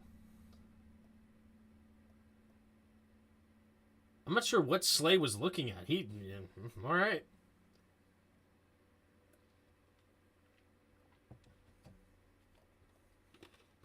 Slay must have not got the right call because he was definitely playing as if it was zone. Nice run to the outside. A little zone action. A little zone run scheme here. See if they run it correctly. Okay. All right, Larson, get into the second level. Okay. And it cut up here, and then Norwell can't hold on to the block. But, yeah, see, this is bad by Norwell. Okay, Norwell. What are you doing, bro? You did so good. Got your head around. That's beautiful. This is so good up to this point. Don't stop. Just continue to move up field. Don't just stop and now run into him. No, you don't need to push like this. Just get up, get between him and the running back. That's it. That's all you got to do. Because now you force yourself this out and you allow the defender to get around you again. Just run up field and just stay between you and the running back. That's all you have to do. That's really good blocking overall, though. I'm happy with this zone run scheme. I hope we run more of this. Because I wish that he didn't try to touch him. I wish as soon as he got past him, he just said, I don't need to touch him at all and just get up to the second level. But that's little stuff. That's minute things. The rest of this, usually he's horrible. But this is a good block right here. And then he gets up to the second level, forces him back in. Nice block. And now he's going to cut up. Good run here by Antonio Gibson. Just Norwell's got to hang on to the block. Overall, though, considering how bad our offensive line is, I would take that all day, every day. And then Norwell. But overall, I'm going to watch that again because they don't block very well very often. And I just want to see it. I just want to see it again. This was a nice blocks overall. Good scheme. This is one of the first times I've watched the scheme and thought, yeah, this is good. And it's all right. You lost a little ground, but just stay, keep running. Keep running there, Norwell. You don't have to stop and try to push. There's no need to do that. You just got to stay and run with him. And then Antonio Gibson's job is to read where to go from there, right? And it's like, you're just, if they get in front of you, just take them for the ride and keep pushing them out. If they get behind you, continue to stay in front of them, seal them off, and then allow the running back to go up that way. It's a beautiful scheme overall. Everyone write down the time and place where you saw it. That is a win in my book. Just one guy missing their block, positive yards, win. Yeah, for this offensive line, that's like an A++, you know? We're grading on a curve. All right, Jahan in motion. Going to hand it off again. We got some pulling guards. All right, okay. Nobody gets to the second level, of course. That's why there's two guys tackling Gibby at the same time.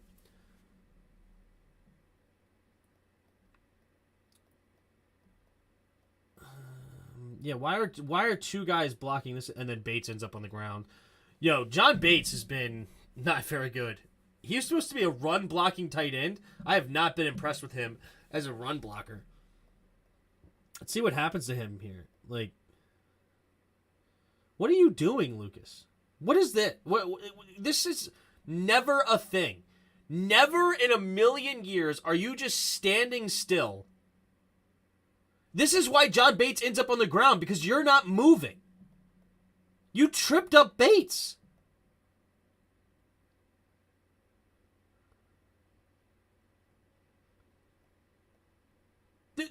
Down block.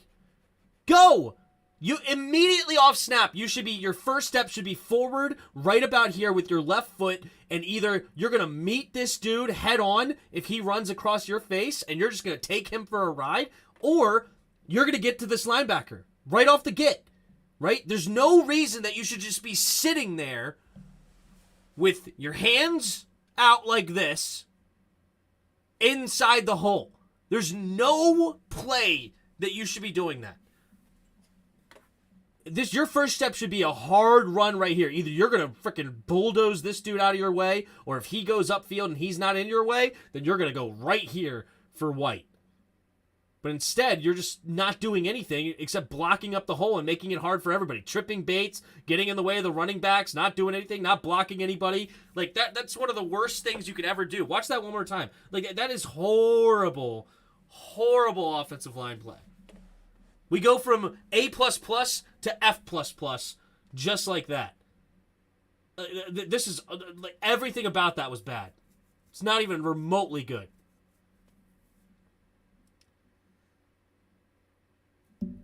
Or he should hit 91 and then move to 57?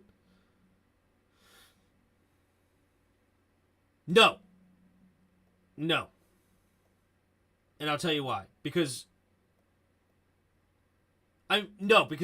50. Okay, so here's how this is blocked, right?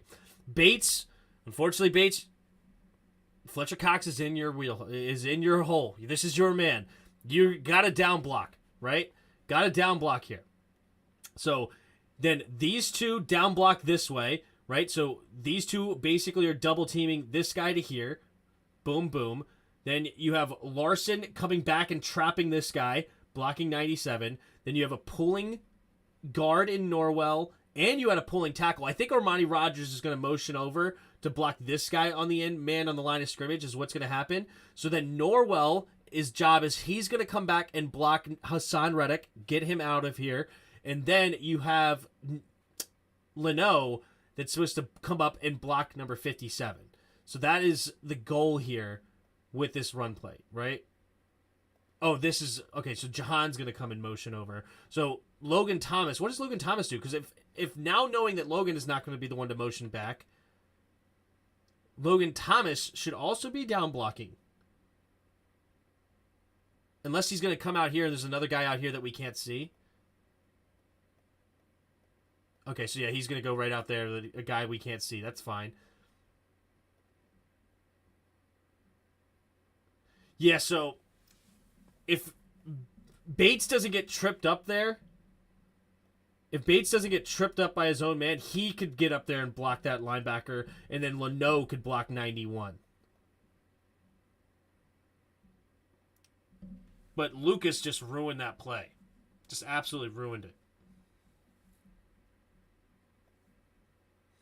91 versus the tight end isn't a good one-on-one assignment. Oh, 100%.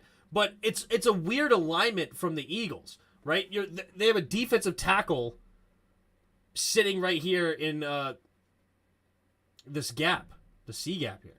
So it's a tough assignment because of the alignment here. This is a good alignment. This is what happens in this 5-down lineman situation with the 2 linebackers. It's not ideal. You would rather have 4 down linemen. If you had 4 down linemen, then Fletcher Cox should be in this spot. And then you're not looking at it that bad, right? So maybe, but it's impossible to say. Like, I guess if you see this kind of a front, maybe you have to have a amendment in the playbook that says, all right, in this sort of situation, we have to block this differently, but that's really tough. I mean, these guys get paid millions of dollars for a reason, but yeah, I mean, you got to down block, and it's not ideal whatsoever. John Bates on Fletcher Cox, with the master in the middle. I'm going to move on. We're at whatever we can get away with offense. True. Yeah, Cox has 90 pounds on poor Bates. Yup. And then on top of that, Bates has 90 pounds or whatever, or not probably not 90, but maybe like 60. 60 pounds on deficit, but on top of that, he gets tripped by Lucas. So, so you're gonna block a guy 60 pounds heavier than you, and we're gonna give you a handicap. Good luck. All right. In the shotgun. I don't know how long we've been streaming for.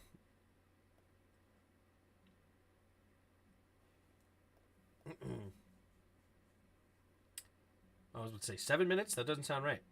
Hour and 42 minutes. We're only 20 minutes into the game. What else is new? A DT cheese. Yeah, it's a good defense against the play we called, right? You obviously don't design that with the idea that your Fletcher Cox is going to be right there in the 5 technique. So you don't really design that way, but it is what it is. All right, so we're nothing on this run. What do you know? But this was actually tough. 1, 2, 3, 4, 5, 6, 7, 8, 9 in the box. 1, 2, 3, 4, 5, 6, 7, 8 blockers. I wish we could design a play where we don't actually have to run this, because there was nowhere to go, and I think we have to settle for a field goal on this one.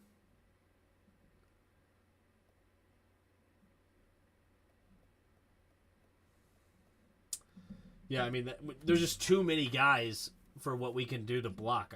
I can hardly blame the offensive line for that. Good defense there by the Eagles.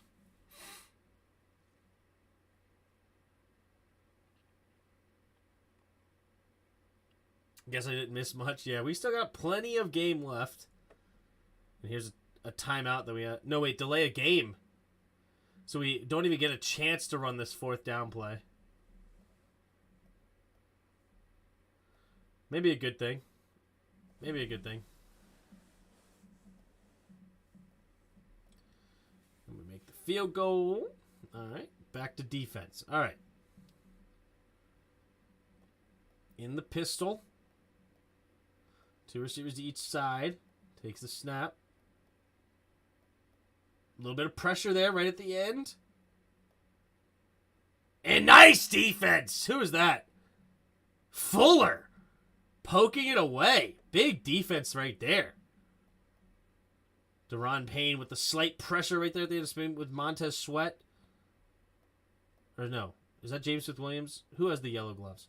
But that's a beautifully defended play by Fuller. I do think that Devontae Smith needs to come back for that ball a little bit more. He let the... Ooh, this is also wide open. But the pressure, that's why pressure's so important. He completely misses Goddard wide open underneath. Tough play there for them. Hey, got to break down the field goal too, Tim? The 58-yarder. We'll talk about the 58-yarder. Ooh. Pressure. Montez Sweat just coming off.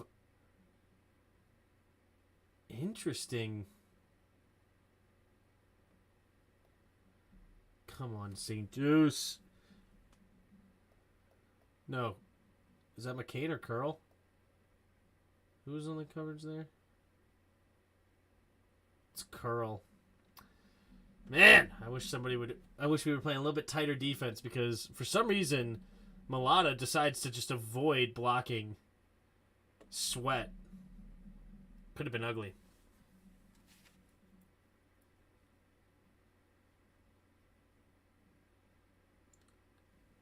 What hole? Yeah. Oh, man. I love putting Jonathan Allen in coverage. I love it. On third down and whatever. What is this? Third down and 5. We put Jonathan Allen in coverage. Can we not? We put Jonathan Allen and Daron Payne in coverage. Not ideal. Daron Payne backing up is as slow as you would expect out of a D tackle. Watch this. Oh yeah, oh yeah, oh yeah, oh yeah.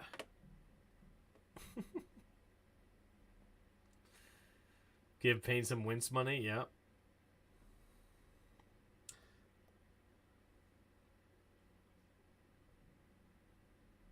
John, a better linebacker than Boston or Mayo. Probably true.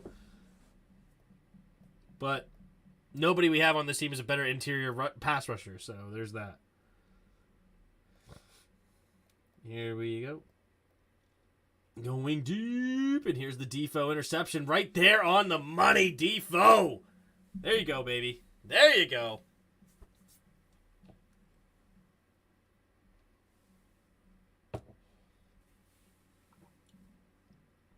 That's a great defensive play right there. Great defensive play. All right, we're back on offense. Handoff up the middle. And yeah, B-Rob just starts just running right into the back of the offensive lineman. He's like, screw it. If you're just going to sit in the hole there, Trey, you're just going to sit in the hole. That's where you want to be? How about you go up and hit a linebacker earlier instead of sitting in the hole?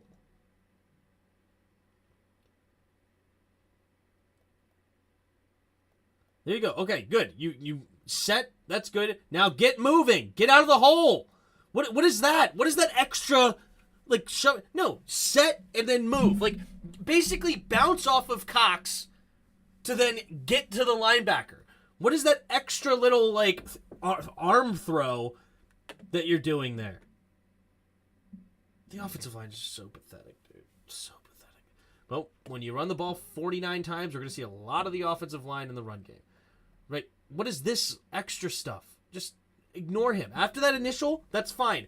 That you're helping set the block for Lucas. I like that.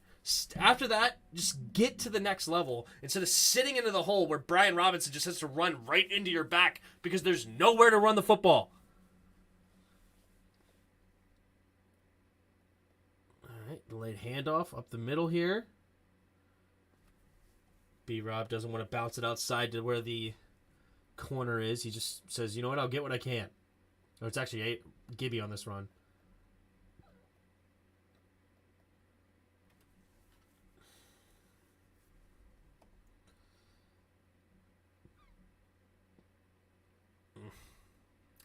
What up, Matty? Tim, I asked the boys that I made the bet with how was the game, and they walked away from me. Nice. There's a reason none of these three guys were wanted by the former team. You ain't lying, bro. You are not lying. Up the middle. Oh, my gosh. Who's this? Amani Rogers? Missed block again?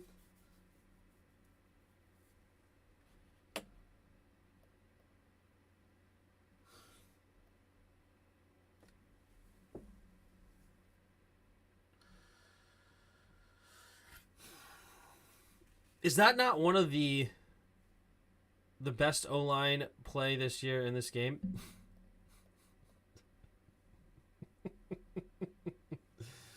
Okay, that was funny. But Armani Rogers, this has to be one of the worst blocks I've ever seen. Tim said it one.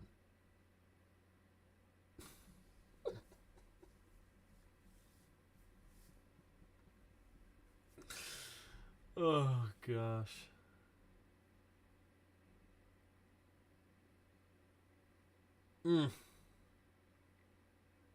Just good defense there by Epps. I think I was a little critical of this throw. Like, I would like the ball out right now, but honestly, this guy is already creeping. Like, he already sees it. Oh, but he had to slow down. See, yeah, if the ball was out right when I said it, right at the top of this drop back, right now, right? If he's already throwing it to this spot, he has to slow down, and this could be a catch. But that little hesitation at the top with a little one more ball pat allows the defender to get back there in time. You got to be Barry Sanders run with this whole line. You ain't lying.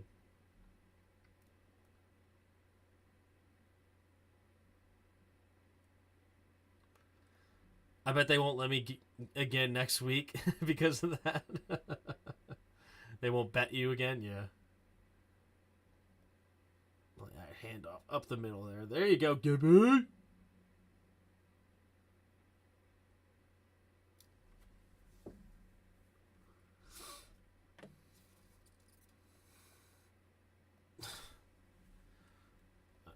You already know what I'm going to say. You already know what I'm going to say. Look at these two. Tweedledee and Tweedledum or whatever. Just, you never get to the linebacker. Cool, you guys are double teaming one dude. But now the linebackers are running free. It's horrible. Horrible offensive line play. Pressure coming. And Heineke just has to throw off his back foot over and over and over again. He was clutch in this game. That throw is actually insane. It's not insane, but it's a great throw. Pressure's immediately in his face because Norwell sucks so bad. And he throws it to a spot, and it opens up like the Red Sea. That is a beautiful throw there by Heineke. That is a beautiful throw. I don't know if Carson Wentz makes this throw. I really don't know. Tim, did you bet on Washington to win yesterday? Absolutely not. And the reason is because I know the NFL loves to prove me wrong, so I put all my gambling money on the Eagles, actually. And the whole purpose, I literally had it in my notes. Skin them a lot in the game. Here's my 5 keys to victory. Start fast, spy hurts, get the ball out quickly, O-line play above their level, and Tim bet against us.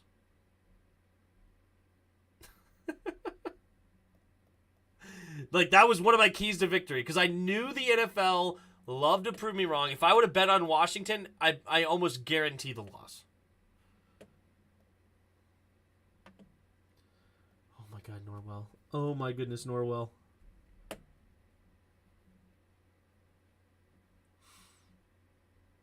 Oh, it's Larson. Never mind. It's your boy Larson there, Luckaroo. This is your boy right here. This is your boy. It's a double team, and somehow he gets beat right off the snap. You literally have Norwell to help you, and you don't feed him to Norwell. You feed him to the inside. Like, so pathetic. Larson's horrible. Will Carson get sacked on this play? Probably. This is the film day. This is Tim bullying the O-line day. Yeah, true. Ooh, and then Larson does this right after that. This was one of the plays of the game, in my opinion. Like, that is unbelievably huge. Because we scored a touchdown on this drive. Right? This could easily have been a drive killer. Easily been a drive killer.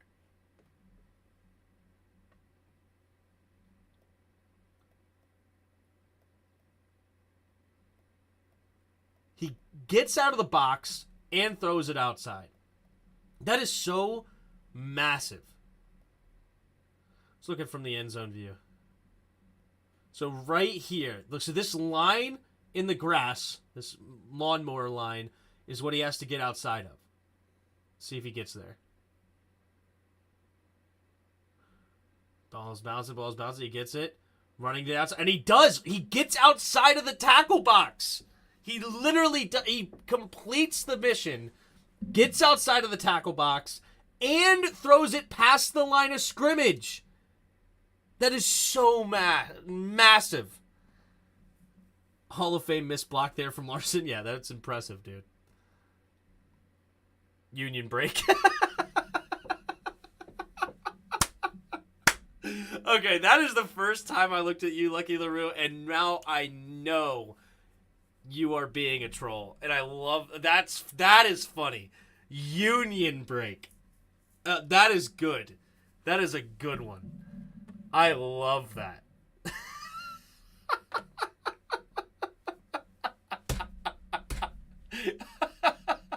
Union break. Oh, that is beautiful. You can't make that up. That Larson was on a union break on that play. All right, put a man in motion. Hand off to the left side. Oh my gosh, Leno. Get punked. But Curtis Samuel does a good job to bounce it outside anyway.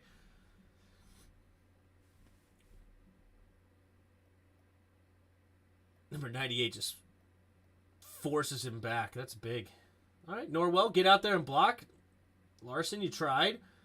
Trey Turner, you at least got to the second level. I don't think you touched anybody, but you got to the second level at least. Let's look at the rest of these guys, man. Let's do it. All right, that's a good reach there by Norwell. That's a good reach. That's a horrible block by Larson. Why are you trying to block here? Get up to the next level. You have no business touching this guy. It's irrelevant.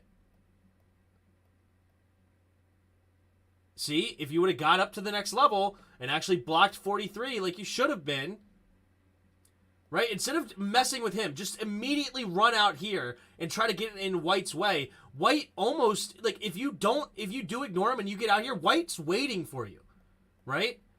But now you're too late. Now White's able to get to the outside and he's the one that forces him out of bounds. But you stink at your position. Three receivers to the right. Heineke in the shotgun takes a snap. Looking. Throwing it to the right side. What a beautiful throw! Yes! Terry McLaurin to the outside. So we get a whip route back to the end zone, which is actually open as well if he wanted it. Got an out route here, and then we're looking to attack over the top. So this is man-to-man defense, and Terry knows he's open. And you know what? Is Taylor Heineke reading that says, hey, if this is man-to-man, did they run him? Yeah, I mean, this looks like man-to-man. You got boom, boom here, boom, boom, boom, boom. I mean, everything's screaming man-to-man on this play, right? You have the linebacker standing right over top of the running back. So I'm assuming he's reading a cover 2 man concept here. Or maybe it's cover 1. I don't know. We'll see. So cover 1 man concept. This guy's going to come a creeper over the middle. And he's like, you know what? All right, these guys are man. These guys are underneath. I know that I'm going right to this matchup. He's already looking at him right here. Like the whole time he's just staring down Terry McLaurin and says, all right, I would like the ball out a little bit earlier because you know where you want to go with this football and you know where he's – unless it's an option route by Terry. Yeah, as soon as he sees that he's going – it must have been an option route because otherwise I would have liked the ball thrown a little bit sooner. But overall, still a nice decision. A little bit late on the throw, but he does make the catch anyway because Terry's just so freaking open and saying, you can't guard me. Love to see it. Terry stuck his hand up quick. Yeah, he did. Don't put a safety on me. Yeah, right? The only reason to bet on the Skins is if you want them to win. It's just the opposite luck we've had since 93. What? My luck is I have to bet on the opposite team for my team to lose. I mean, my team to win. And I would rather lose money and my team win than the other way around. Than lose money and my team lose. Oh, my goodness. So Logan Thomas missed another block on that one, too.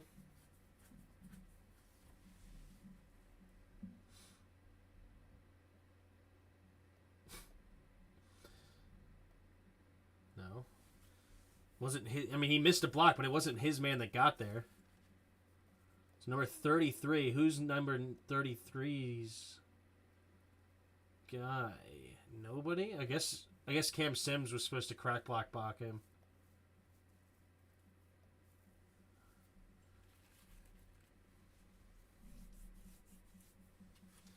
Man goes in motion. We have a 7-man box. What is going on? I don't know. I'm done with this play. I don't care. It's gonna be end up similar. Like, we don't get off the double team. Nobody gets up to a linebacker.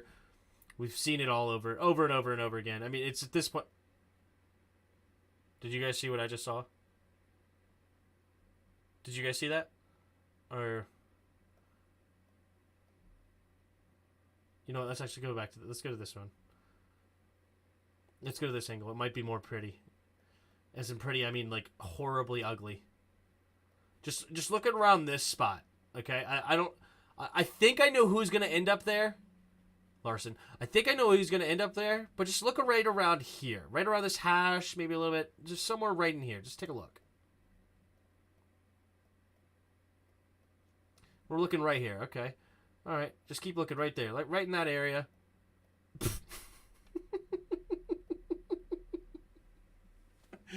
Oh my gosh. Larson is so bad at football. He just gets plastered. Oh my goodness. And then Norwell. Ooh, who was Lucas? Helping Norwell out. There you go, Lucas. No, it's Trey Turner. Trey Turner with a nice help block there. Looked like number 97 was going to take Norwell for a ride, right? He's getting pushed back, but then Trey Turner just takes his legs right from out from under him and says, "No, I don't care. Quit pushing my boy." Trey Turner with that little help. Okay, Trey. I like that one. Tim, this is Paul on a new phone. Anyone notice none of the Taylor's passes are have been batted down? True. What's up, Antoinette? How you doing? Oh, sorry, Paul. It's called a block. Might not be pretty. You think that's a block? Oh, never mind. That's funny. That's funny. That's funny. That's called a block. Might not be pretty. Oh, gosh. Norwell. Thank goodness for Terry, dude. Thank goodness for Terry. I mean, good night.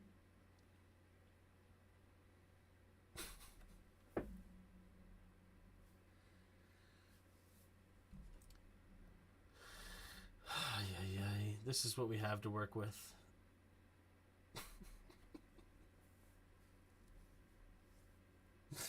Another union break. All right. Heineke under center.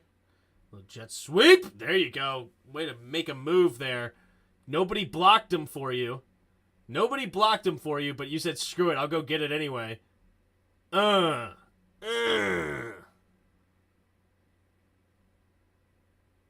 Three receivers now going to the right. Handoff up the middle. B-Rob. Fighting. This is the one. Carry them all, them dudes, baby. Who needs a blocker? Look, he's getting hit.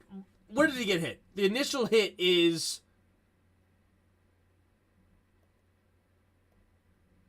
For what kind of a game? Where's the ball? The ball is at... I think it's right around the... So the ball's at the 15. I think he gets hit at the 12.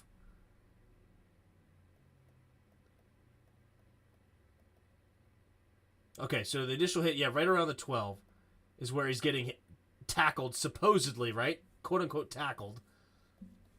Because nobody blocks Epps, the safety. And he doesn't care. Just take him for a ride, baby. That is some tough running there by B-Rob.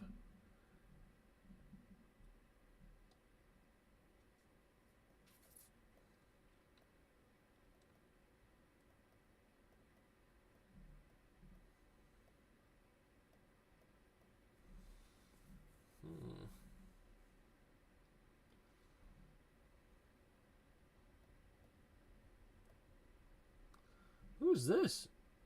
It's a nice block. Is that... Ooh, Cosme in the game. Cosme with a nice block on Cox. That's a beautiful block. Why isn't he in the game more? Look at that. getting some nice push on a future Hall of Famer. Love to see that. James Bradbury getting caught up in the wash. Senior not able to do very much. He's going to get blocked again as well. And then B-Rob just does the rest. Cosby, though, with a nice block.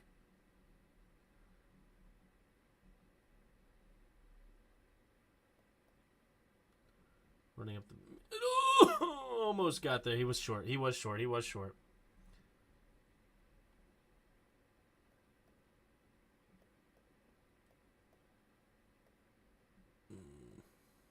All right. It's a decent hole. It's not terrible. B-Rob gets it, baby. Reach, reach, reach, my man. Reach, reach. Boom. Get that ball across the line of scrimmage. That's all you need.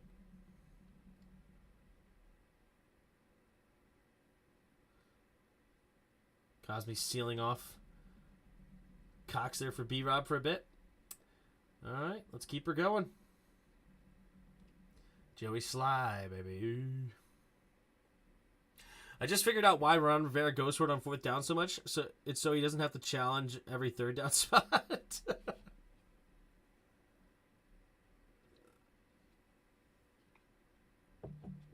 Ron didn't care. Yep.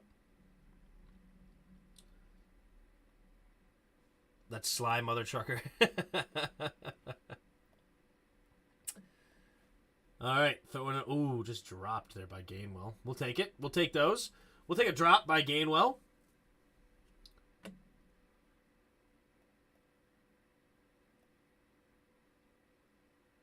It's kind of a weird play by Allen.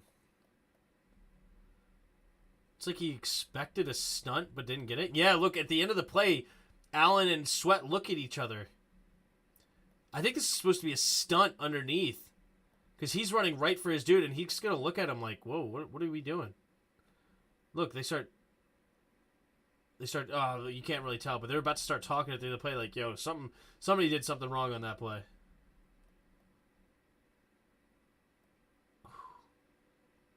I mean, the ball's out. How quick is the ball out in this play? Pressure's coming up the middle. 1001, 1002. Yeah, I mean, it's ball's out in about 2 seconds. You got Sweat coming around the outside, Payne and Allen coming up the inside. I mean, pressure's definitely on its way there against Hurts. Definitely on its way. Throwing underneath.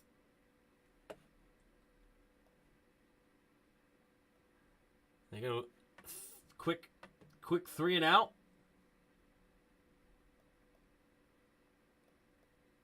And then, A.J. Brown ends up on the ground, baby. Slipped on that one at the top of it. You can see right here. Slipped at the top of its route. Whoop. Whoop. And they say that guy's better than Terry. Guys, the NFL channel was really trashing Taylor for celebrating. What? Really? That's stupid.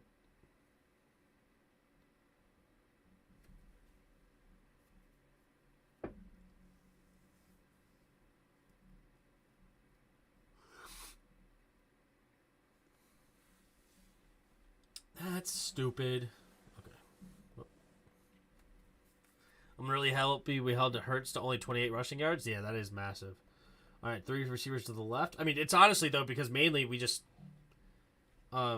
basically never let him hold on to the ball, which is great. Because the offense kept moving. Quick throw to the outside. Nice quick play. But, oh, yeah, this was the rolled ankle by Gibby. And then this one is another quick out.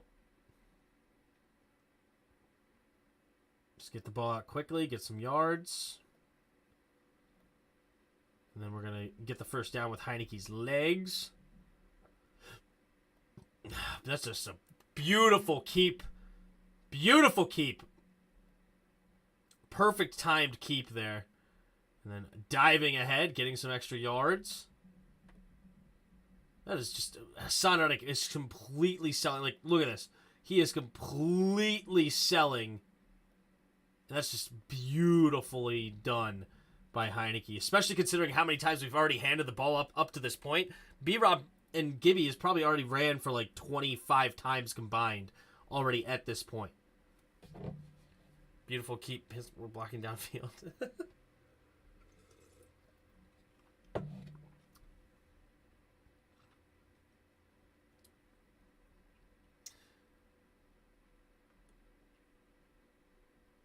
Yeah, I remember now the bad blocking downfield by these two.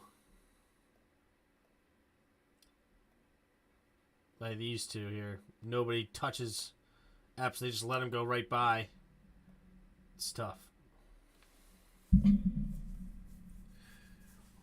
Want to know what happened to B-Rob in the third quarter? Didn't see much of him. Huh. Well, definitely look at that. We're still in the first half, but yeah, we'll take a look at the first half. Did we not see much of him in the third quarter? I didn't realize that. Maybe you're right. That's a big throw there to De'Ami Brown on James Bradbury as well. Let's take a look at the protection. Not bad. Pretty good protection there from our boys. There you go. And caught at the 44-yard line. Got to hurry up. And they get the spike. They get the spike. They're going to get a quick throw. Just throw it away. There you go.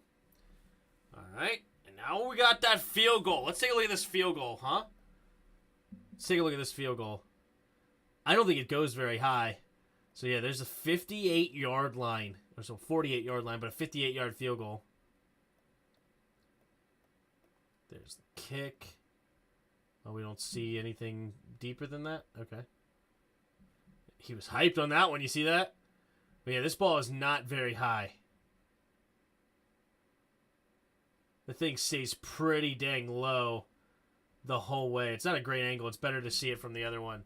But, yeah, this is beautiful.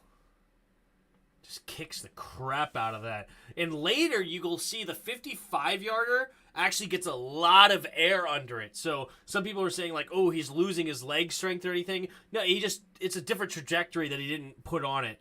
But he's got a strong leg. He's built like a freaking linebacker. I mean, how big is Joey Sly? Joey Sly.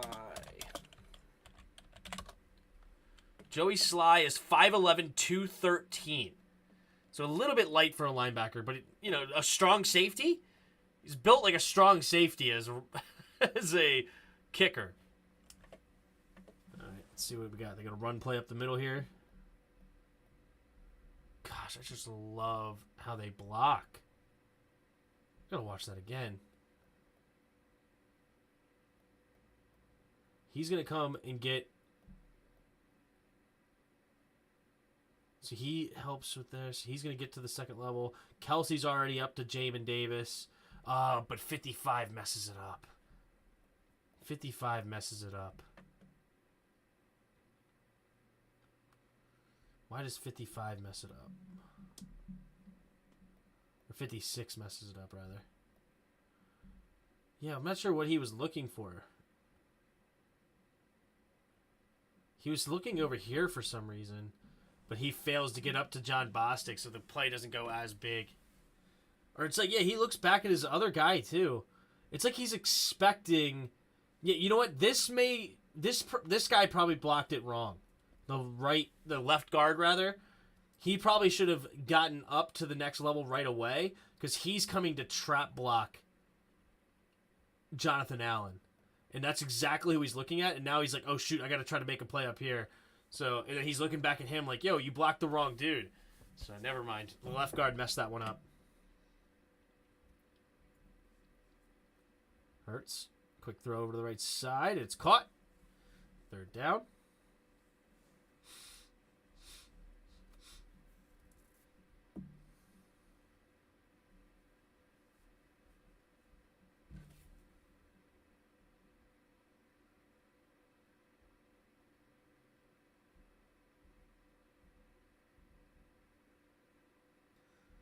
Is this real? Breaking news. Donald Trump announces a 2024 presidential run. Is that true? Already?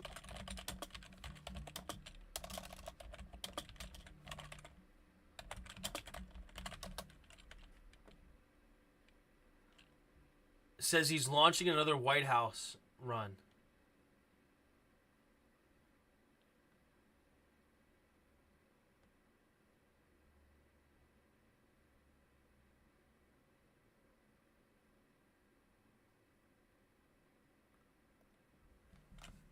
Jeez.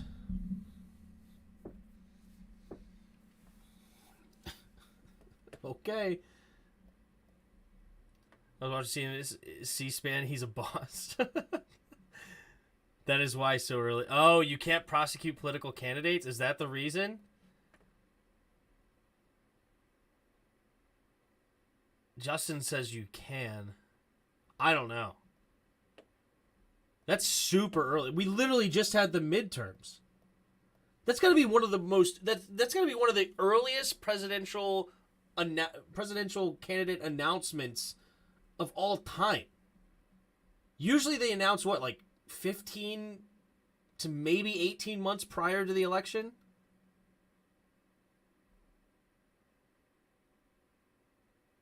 And a year ahead of the primaries is anyway. Not to get political, just wow, that's super early. Anyway, sorry, back to this game. Thought you were gonna report the. Sorry, I mean I just got a random email about it for some reason, but from the New York Times, gotta let me know. That's just a super early bid, but anyway, all right, here we go. There's the punt, and I think we just kneel it here. No, this is a 3-and-out because the field goal was the last play of the game. So, okay. So, here we go. Now we're going to have the ball back, and we score another field goal. So, now, who's the running back? I think that's B-Rob, right? Yep, that's B-Rob. Okay, little pitch play to the left. I like it.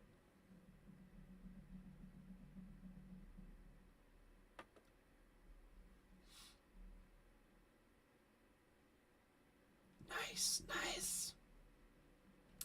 I like that cut. I might stop analyzing the offensive line. You're a Trump man? That was when I was in the bathroom and came back. We have the ball? Yeah.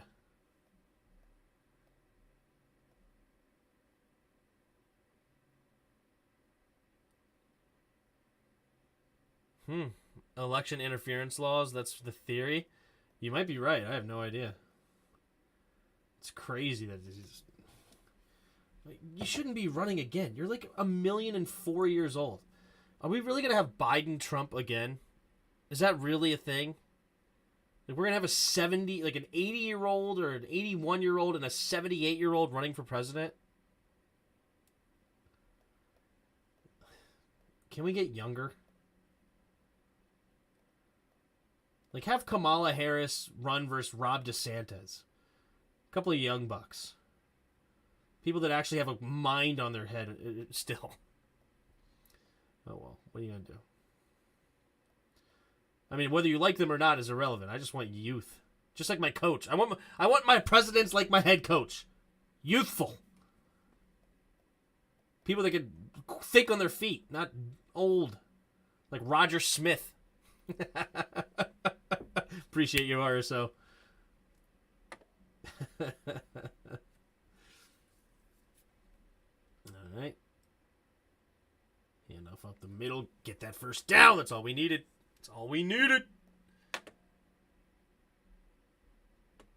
We were highly successful in these 3rd and 2s. It's not even great blocking. It's just doing it, man. Just doing it. I think I've proved a point already that they're bad.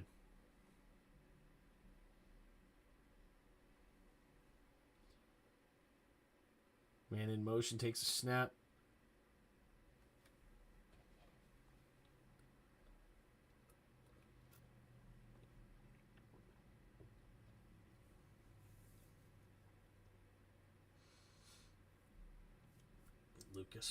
Freaking Lucas.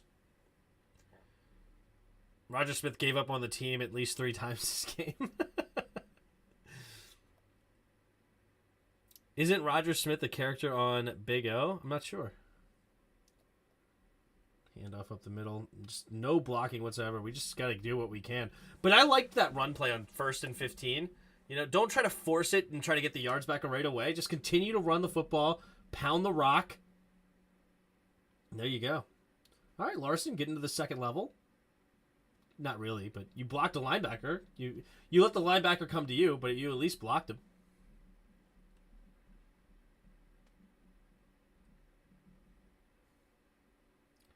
Oh, nice catch by Terry. Don't put a safety on me, boy. Another slant pass. Golly, gotta love it. Gotta love it.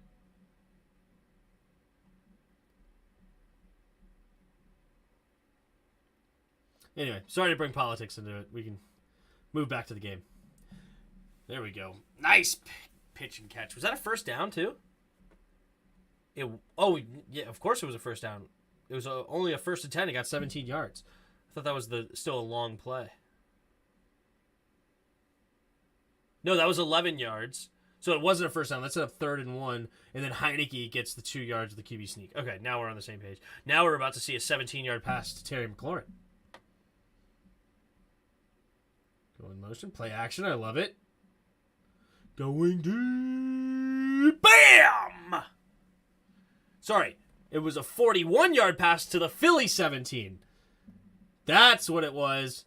Just get off me, Slay. One-on-one coverage. No safety over the top. They know right now. Let's go. Let's go get it. Let's get it. You can't keep up with me. You can't keep up with me.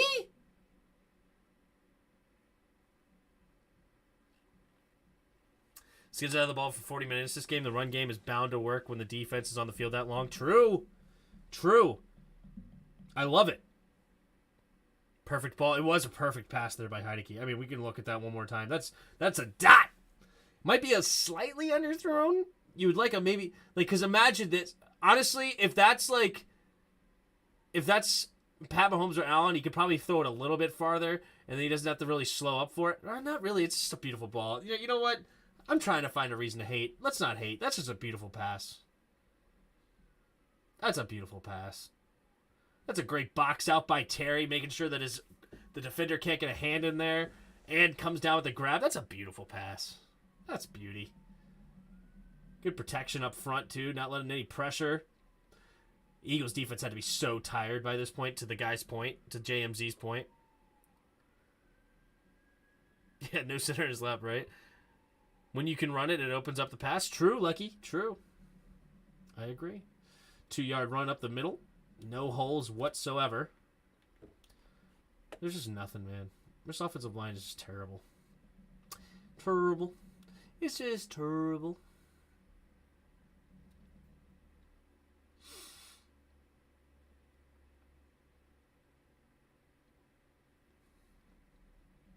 Hand off to the left side. Getting into the edge. Nice. Well done there, Gibby. Well done, Gibby. Has Rogue shown his ugly mug yet for that teabag? No, he is not. Larson's a beast. Look at Larson. Oh, that is funny. He's not blocking anybody.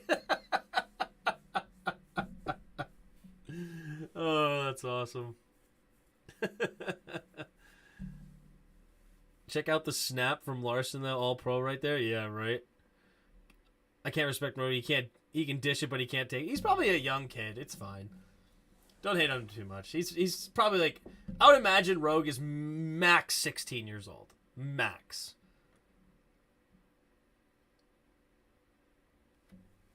Takes a snap, hand off, up the middle. Gibby bouncing around, trying to get it up the middle again. Look at that. Zigzagging around, getting up to the 3-yard line.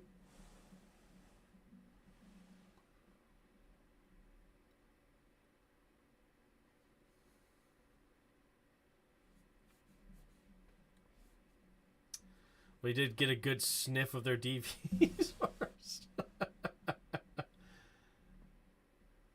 Oh! Why did we stick with the run game? Why did we not stick with the run game at the goal line? it's a play action. You're trying to catch them off guard. You would like to say, hey, let's just keep running it. And it wouldn't have been a bad option to keep running it right now, right? But a loaded box, you're maybe trying to see if you can't get something going with the play action. But it's a great defensive play here by Edwards. I mean, that's just beautiful that he reads this the whole way, sees that, like, he for some reason knows this is a play action. I don't know why he knows this, but we've been running this all day with Logan Thomas coming down and blocking the end man on the line of scrimmage. So I'm not sure how he was aware. Something gave it away, right? Something gave it away that, like, he's not even looking anymore at this mesh of the handoff. Like, if he was looking at the handoff, he probably would have come more this way. But he's, like, reading this the whole way before it's even happening. He had some film study or something, because he is all over this. I don't know why. We've ran the ball so many times. We've shown him this action. Honestly, this should have worked.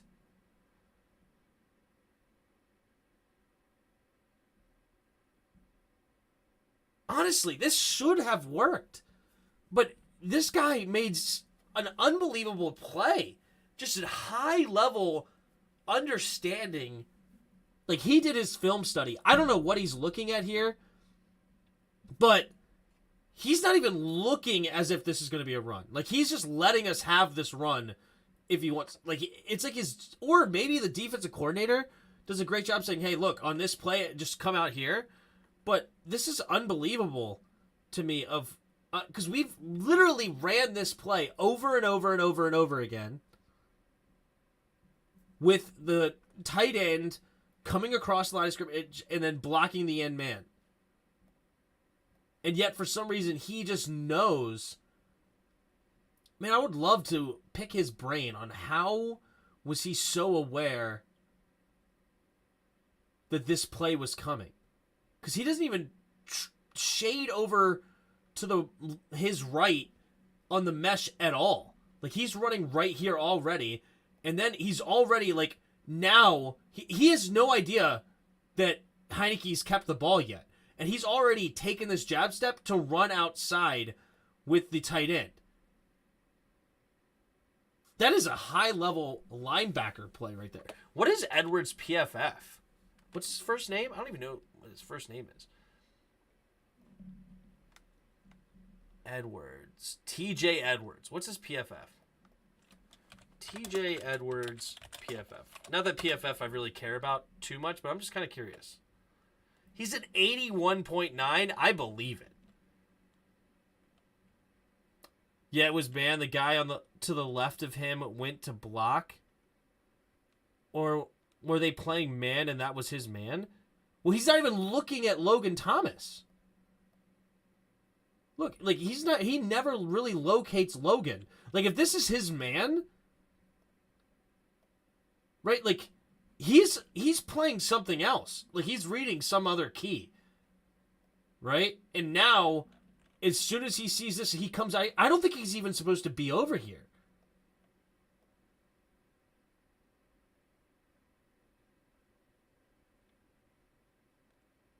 But maybe it is man, and he expects Logan to be over here, and he's just immediately.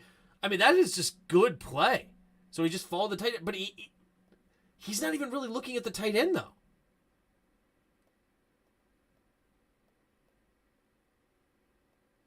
You know what I mean? Like, if this is your man,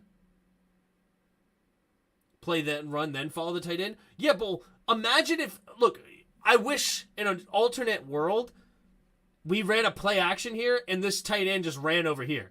Because he wouldn't have never even looked at Thomas. Right? If we ran a slant here.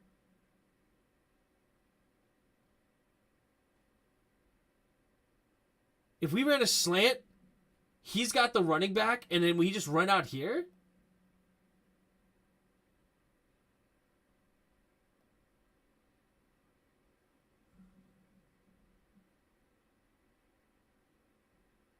I don't know. He watches the run, then fall. He's not even really looking at the run, though. Like, he's not playing the run whatsoever. If he was playing the run, he would have shaded to the right side. But he constantly runs to the whole, let's look from the end zone view. Let's look at it from the end zone view.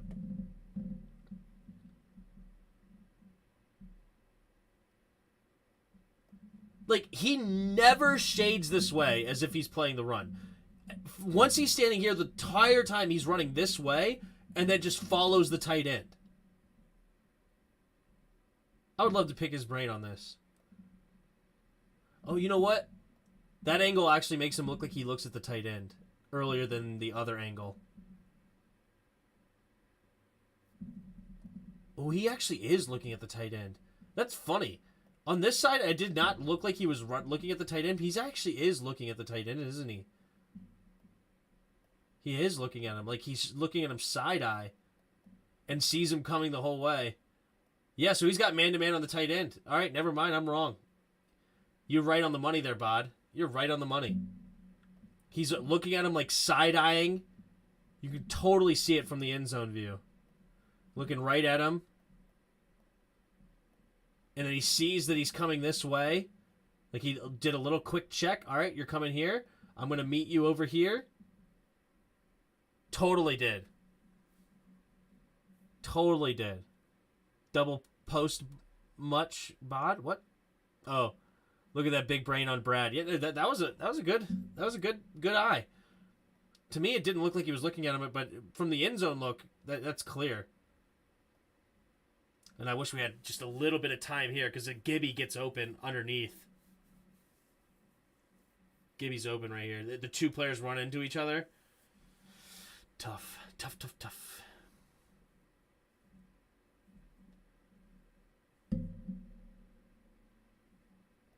Did you see a sign that said open tight end storage? What?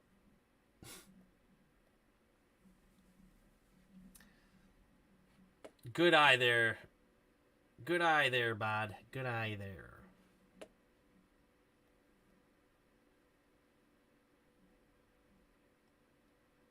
Pulp Fiction reference there? Yeah, I've never seen it. I saw, like, the opening scene. I never actually watched the full movie. May need to give it a chance.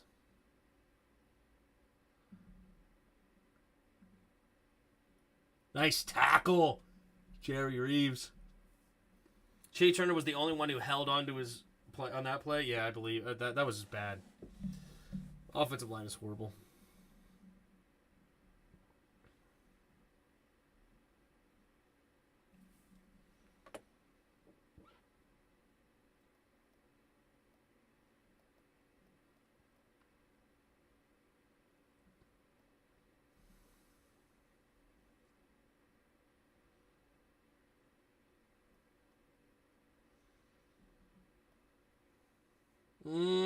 Tight end missed his block. Everything else is good on that play by them. Got a pulling guard to hit Sweat. He's going to come up and get to Bostic. This seals off Jonathan Allen. He seals off Deron Payne. Tight end just misses Jamin. Oh, nice play by Jamin. Good play by Jamin. Overall, I like that play. Jamin makes him pay for a missed block. Love it. Oh, there's not that much there, but oh, he slips through the line.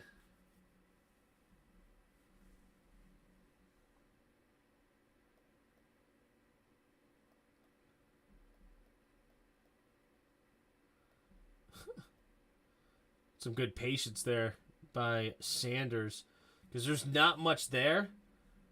But the blocks are developing, though, because he's coming up and he's hitting him. He's got a good seal on Allen. He's coming up to the linebacker. The tight end's coming to hit Jamin, right? But right here, there's nothing, so he fakes it to the outside, force Jamin that way.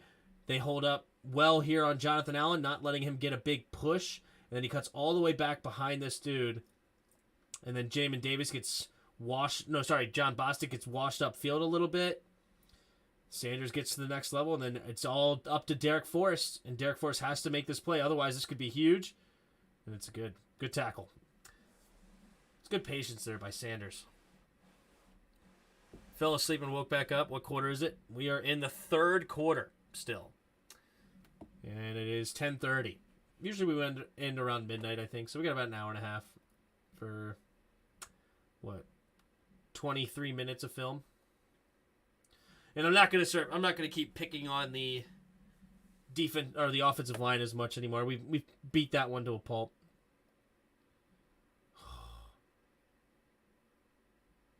James Smith-Williams gets cut right on that.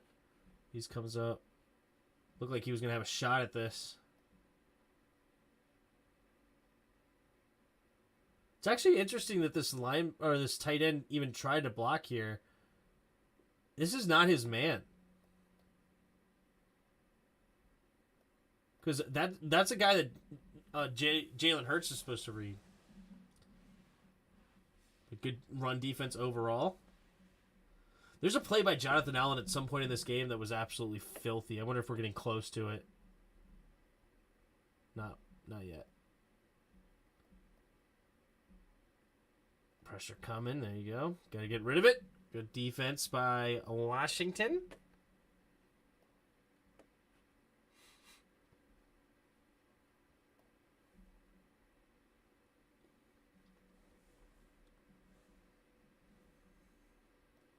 Good coverage on the back end for sure on that one.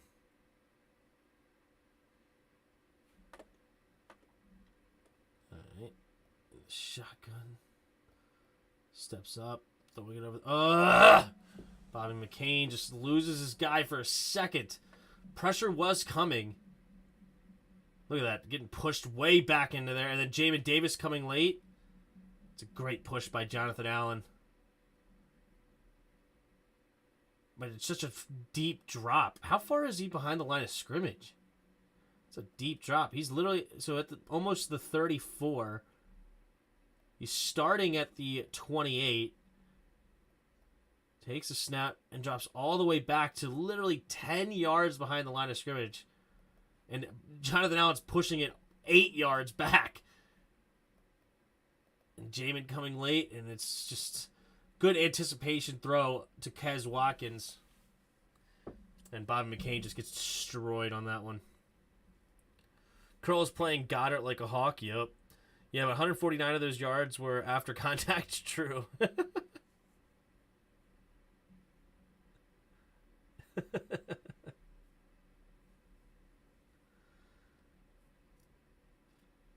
right, here we go. Hurts in the shotgun. Takes a snap. Play action. Rolling to his right. Ooh, he has a man right here. Does he find him? I don't remember. Oh, he misses him.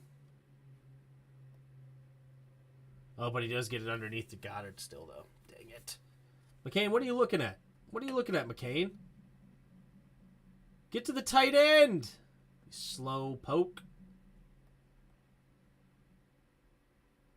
You're just slow. You're just slow.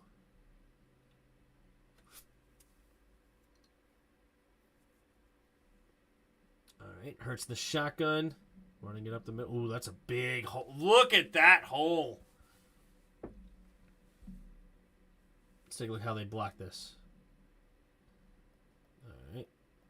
So he seals off Wise. It just seals him off. And then he starts to fight and help him.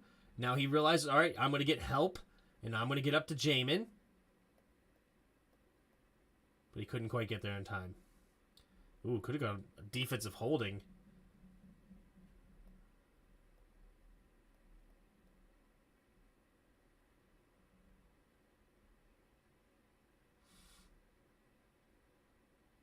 Look at this double team block to the linebacker.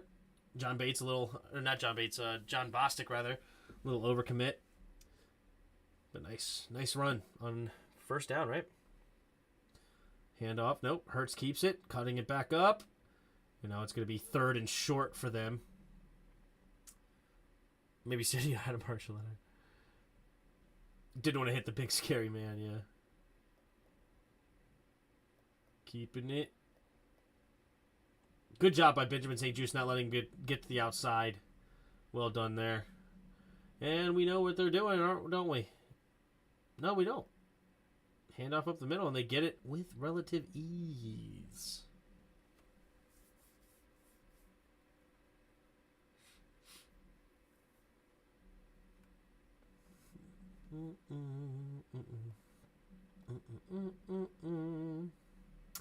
Pitch play to the right.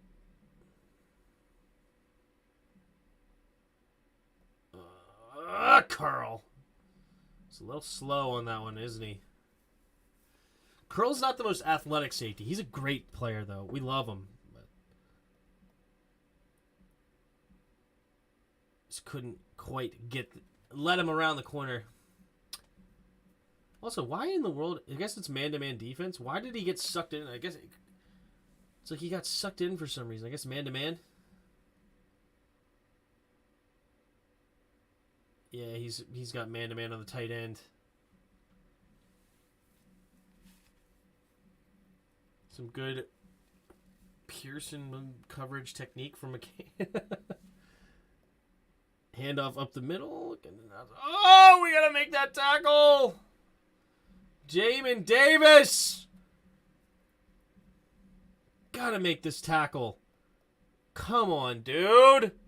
Don't lose your footing already. Run through the tackle. Don't just dive at his legs. Run through it.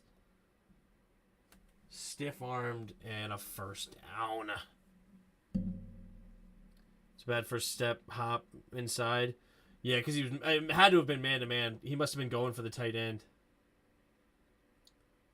Oh, Jamin Davis just getting stiff-armed like a punk. All right. 3 receivers to the left. Hurts in the shotgun. No safety over the middle here. It's interesting that they didn't attack the middle at all. But they get a touchdown anyway. It's interesting, like zero cover right here. I guess good coverage there to not let Goddard to get to the middle. Probably actually could have been defensive holding. Is he past 5 yards? Or illegal contact here by Curl? Yeah, I mean, he's definitely grabbing at him downfield. But either way, touchdown, Eagles. You know what? I'll be right back. Hold on 1 second. Use the restroom. Oh.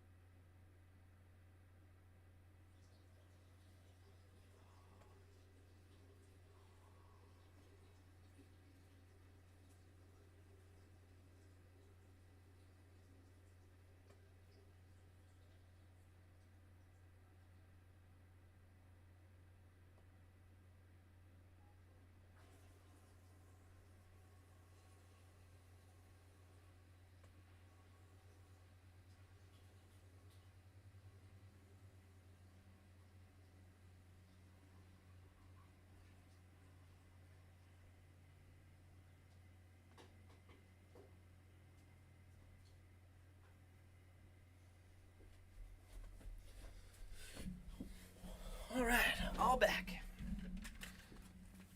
Union break. That's right, baby. Well, to be fair, team, our D at this point had been on the field for 12 minutes, so they're tired. Right? Just a missed tackle there because we have no depth of DB for when our guys are exhausted.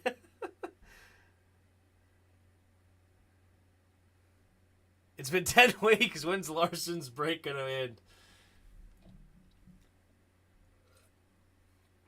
All right. There's the kick. All right, Bates in motion. This is when we end up with the interception here. Cut back. Nice cut back there by B-Rob. Doesn't look pretty as far as like he doesn't look like an extremely athletic guy when he does this cutback, in my opinion. Maybe it's better on this end. But it's effective, isn't it?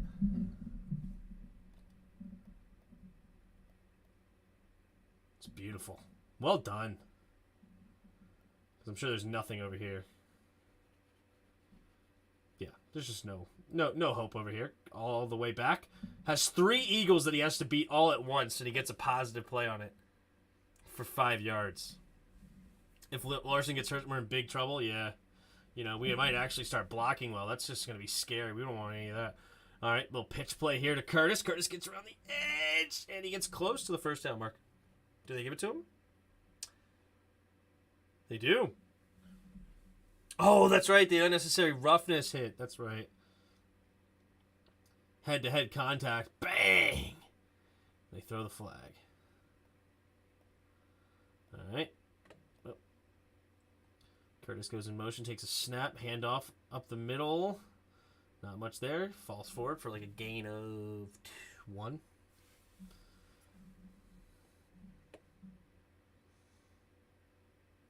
No push up front. We'd lose yards. We don't even need to have a guy in front of us, and we still lose yards. It's just horrible. Direct snap. Fakes the Jets, or fakes the reverse, rather. It's a nice run. Gets a decent gain. Now setting up third and a couple. And this is the interception coming up next.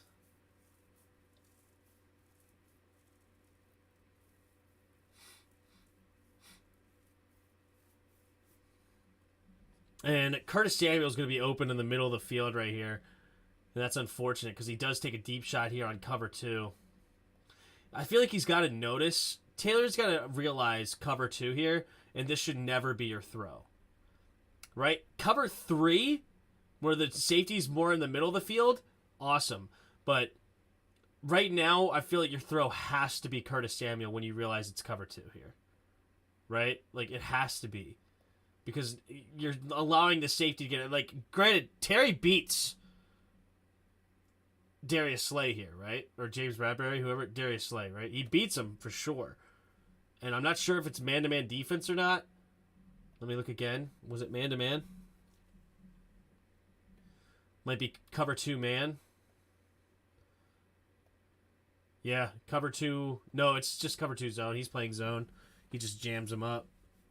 Is Logan Thomas getting jammed up by Hassan Reddick? But with cover 2, this is probably never your throw because he's covering this half and it's just too little amount of field to get there. I'd be looking, maybe even pump fake this and then throw it to the middle for Curtis. Because you got a deep route here, a deep route here. That's going to stretch the cover 2, right? Because they're going to cover the 2 great receivers on the outsides. And then you're going to have a guy running right down the middle of the field. Bad read by Taylor Heineke here. I'm not sure what he saw. Did they show cover 3 or cover 1 in the beginning? Not really. I mean, they're showing cover 2 the whole way. And they're backing up into cover 2. So, and he's looking right at the safety. He shouldn't be throwing this. That makes no sense of why he's throwing this pass. Like, he should be right now throwing it to the middle right here. But tried to give Terry a chance, and Terry doesn't quite high point the ball. And it's an interception. Larson did not practice because of a back injury. Lucky he didn't. Man, it's been 10 weeks. Garner made a good play, to be honest. Yeah, I mean, Garner definitely made a good play, but you can see it's cover 2. And he needs to read that. Because you got a deep route here, a deep route here. And what does that do for the 2 deep safeties? They now have to play farther outside because they see these deep routes. And that allows the middle of the field to open up. Right? Like, and you don't have pressure. You could wait as well. Right? You don't have to force this immediately. Now, you don't want to wait too much longer, maybe another half second to see where this safety decides to go. But imagine a pump fake deep looking at Terry, and then he comes back to the middle of the field, just throwing it right here. This could be a touchdown to Curtis Samuel. He had the corner smoked for sure. Throws to Curtis is probably an INT. Well, by who?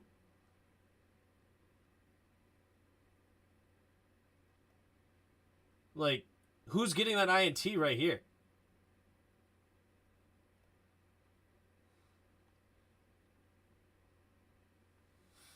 I guess you're saying CJ's might get back into this play and throw it here?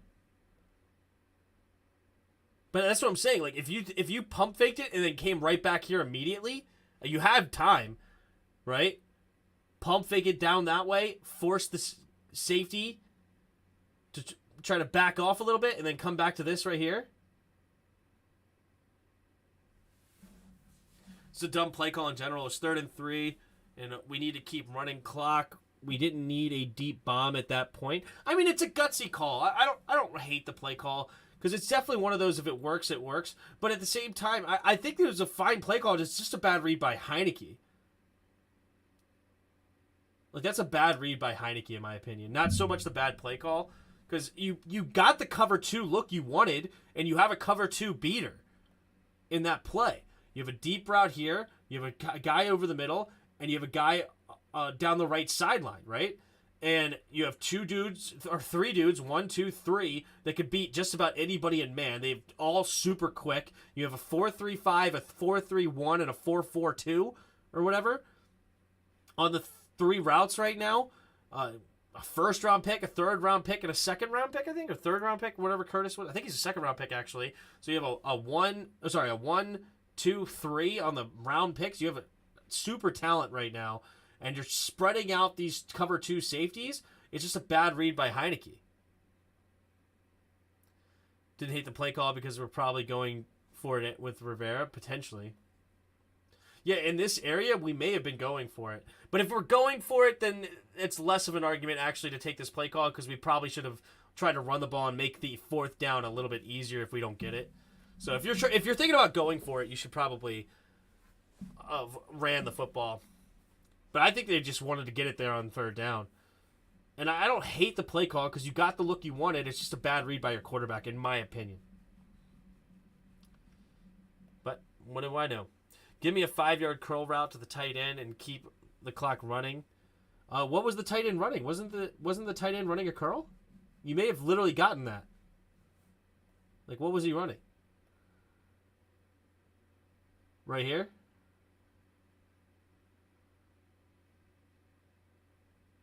I don't know what he was running. That was a horrible route. Logan Thomas needs to be benched, dude. He is a shell of himself. All right, we're going to get the fumble here shortly.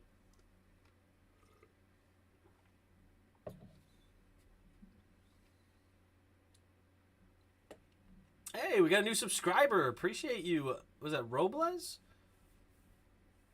Yeah, Jose Robles subscribing. Appreciate you, man.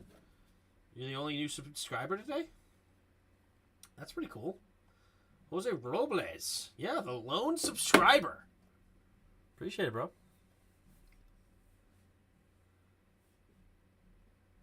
Appreciate it. Jalen Hurts kept it and run it there. Yeah, he did.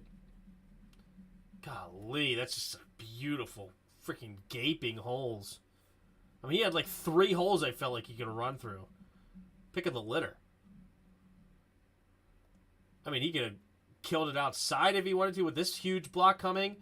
You couldn't go this way, so you had a 1 or a 2, but this is definitely the correct one. Just run it right up the middle. That's easy money right there. That's a big hole. Big hole. All right. Hand off to the left side, getting around the edge. And Jamin. Is it Jamin or Bostic? No, it's Bostic. He's too slow. If that's Jamin's side, Jamin could probably have slowed that down because he's so much faster than John Bostic. Subscribing is free. To get a fancy blue name and some emoji icons is 99 cents. There you go. Ugh, this is such good plays by Jalen Hurts. I mean, he's just zigzagging around. Pressure coming from Payne. He avoids it well. Good block, pushing him upfield. Avoids it well, though. Zigzagging around, and Payne trying to get back into this play as well. And Payne's all over it. Jonathan Allen, it looked like he may have wanted a hold, didn't get it, but yeah. We need to draft a tight end. I don't know about that. I want to draft offensive lineman.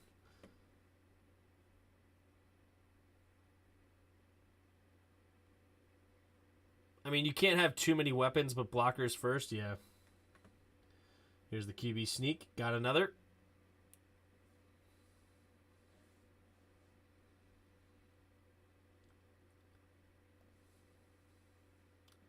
Play action, setting up the screen, and here's the fumble coming. Boom! Big hit. Jamin Davis has it. And he gets the fumble recovery.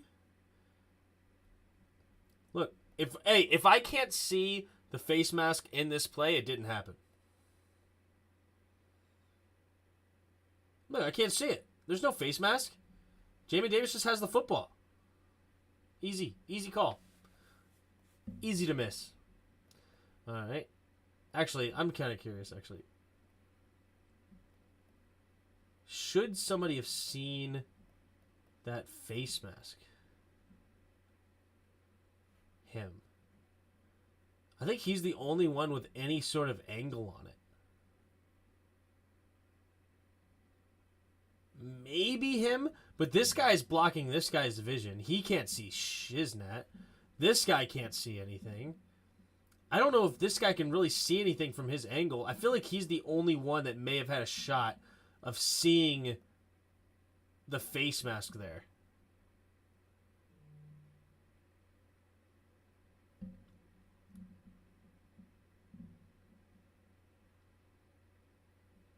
Yeah, like Kendall Fuller's completely blocking his view of it. That's very fortunate for us.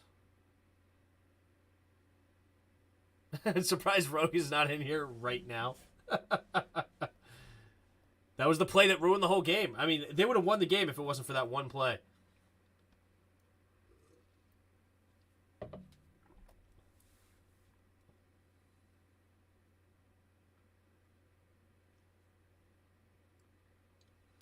Run the ball again, baby. Pound the rock. Terrible blocking, but it is what it is.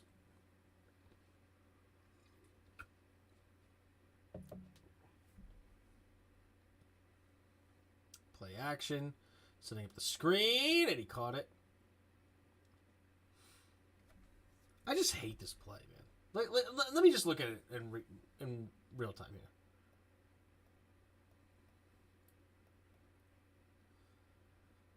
Yeah, this is what I thought. Okay. This is what I hate about this play, right? You're taking this, you're pushing this linebacker up, this linebacker up, this linebacker up. You're bringing everybody up, right? But then you're setting up the screen. Like, you're getting everybody in. So this is now moving this guy out of the way. But he is now much closer than he could have been if you just ran a running back screen. And his back's to it, so there's nothing you can run over the top or anything. Like, this is a running back screen or bust. You also only have one blocker here for some reason. Why do you only have one blocker out there to guard two? That's another problem. But I don't know. I'm not a big fan of this play design to run the ball or play action it right to where you want everybody to go. Should have dropped that one in hindsight, right? I would be amazed. Never mind. All right, here we go. 4 receivers to the right. Heineke, pumping. And just has to get rid of it. Flag on the play, though. What's the flag on this one again? I forgot.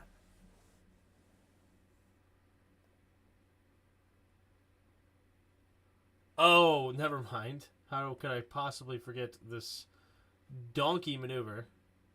He looks back, sees that the ball is not in his dude's hands, and he just keeps running down the field anyway. And he gets past too far, and he causes a penalty. But, luckily for us, they declined it, because now we have a chance for a field goal. And watch this field goal, all right? You can see that this ball is way higher than the other one.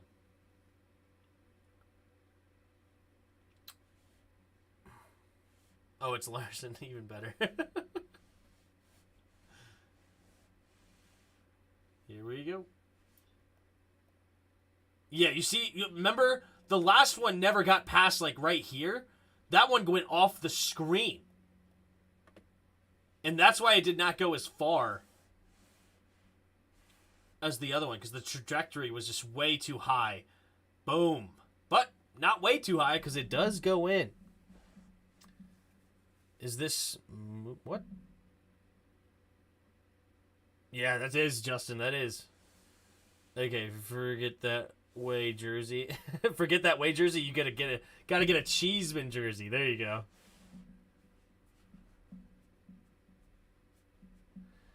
What up, some kind of minister? How you doing? All right, we got 10 minutes of football left on here. 10 minutes of football. Takes the snap, handoff. Incomplete. Just kidding. Handoff. Good run defense here.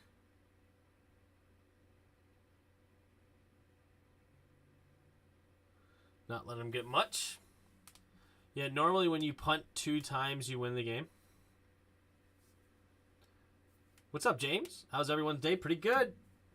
Soon we're about to get that fumble again. Another fumble. Yep, it's this next play. Here's the play. This is a big one. Let's take a look. Well, next play right after this. Jet sweep. Montez Sweat gets beat on that one. What a that horrible tackle. What in the world was that by Forrest?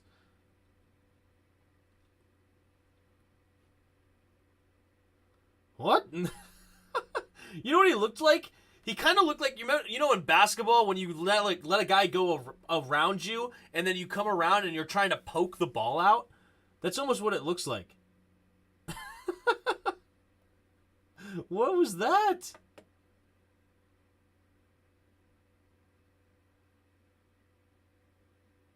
Like, it looks like he's trying to come around and hit the ball. Yeah, that not good there, Forrest.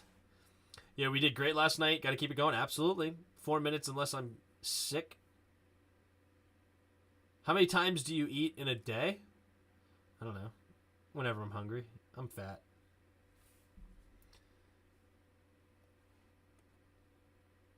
Oh, that's what you were calling me fat. Oh, you actually are calling me fat. Oh, okay, cool. I don't care. I'm definitely not skinny. Definitely not skinny, but I mean, if it makes you feel good to call me fat, that's cool. No worries. He needs a red cape. Olay. Right? They played great last night for sure. Big win. Huge win, baby. Then we get a hold.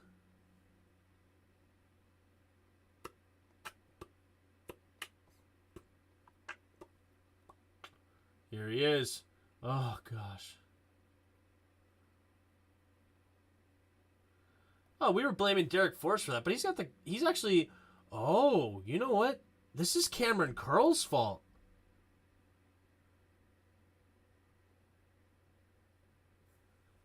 Ooh. Ooh.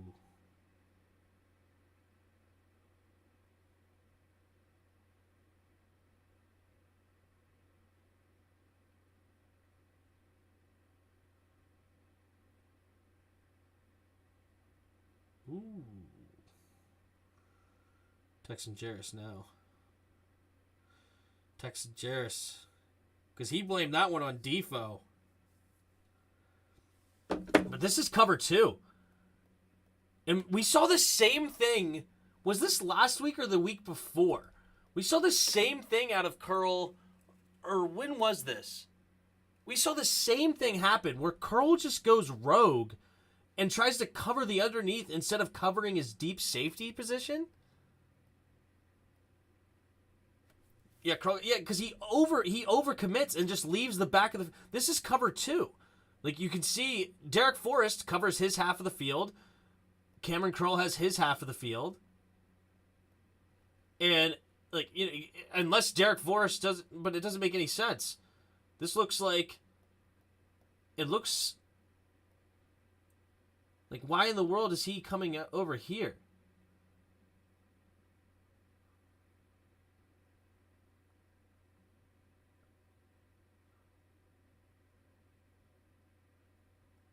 You know what?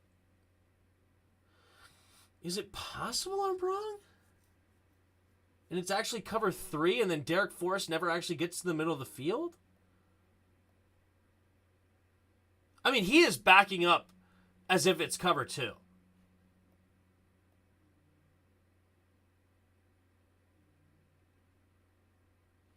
Like, that's got to be cover 2. It looks like he's helping out this guy over here. And yeah, it's 100% cover 2 because he's not running with him. He's covering the underneath. He's playing a zone man concept. And yeah, this is totally cover 2 because you could tell by how Kendall Fuller plays this. If this was cover 3, right, he would not let anybody over the top. But he lets him go by and plays the underneath portion of this route, right? And then also, if this is cover 3, who's covering the flat over here, right? There's nobody cover the flat. He's over here. He's over here. There's nobody covering the flat because Bobby McCain goes to the middle of the field. This is totally cover 2. And Cameron Curl is just over-committing to this for some reason.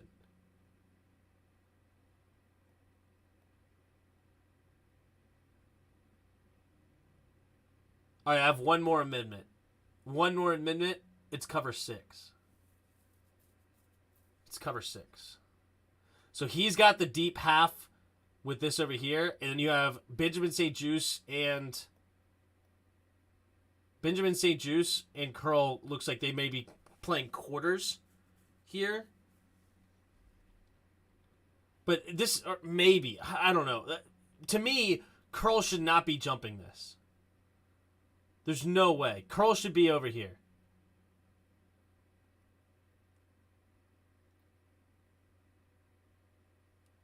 Oh, Tuyo wants to know the difference? Yeah, so of cover 2 and cover 3. Okay.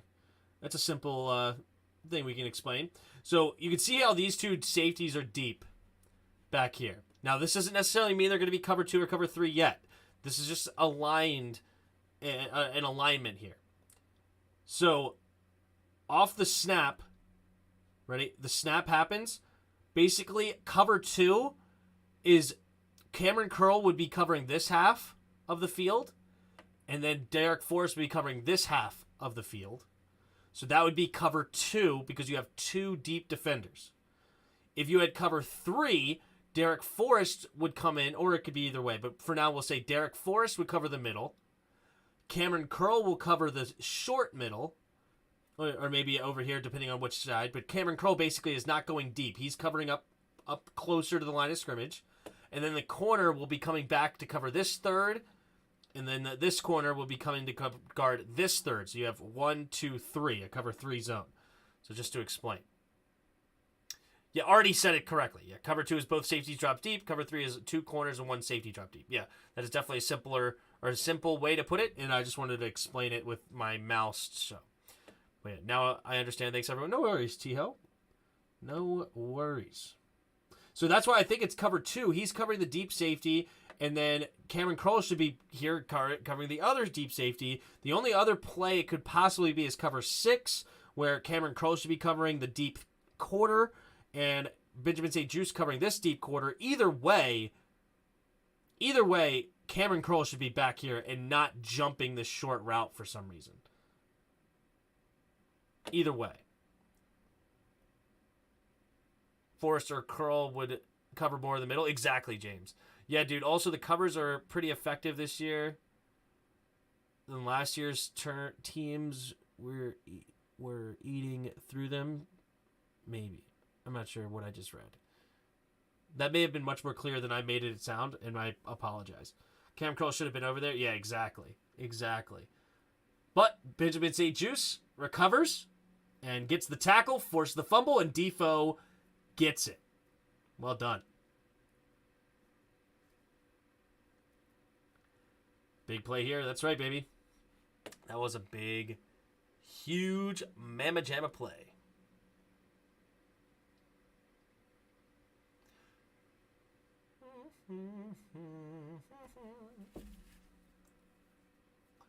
All right, now we've run the ball 3 straight times. Just trying to kill clock, running up the middle, get what you can.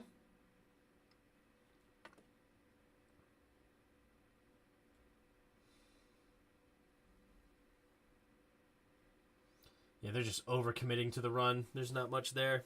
Good job, Gibby, just getting whatever you can because they were just absolutely forcing the run defense. Like, these linebackers are basically playing with reckless abandon to get into their gaps. Saint Wild Juice. Yeah, that's right, baby. Is it, or it is Carl's fault if you look at in the other corner at the end, he goes to pick up Goddard. Yeah, that is how I see it as well there, Rush the 4. That's how I see it as well. And I love Cameron Curl, but that's definitely,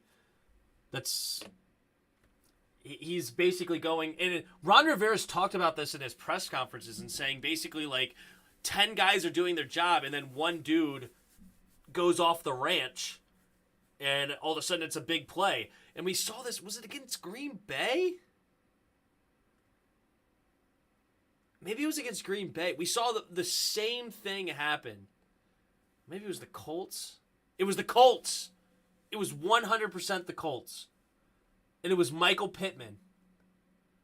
And Michael Pittman beat Benjamin St-Juste deep. And I remember thinking, like, man, Benjamin St-Juste just got beat off the line and he never even gave himself a chance. But then Cameron Curl is just running to that exact same situation. It was 100% the Colts.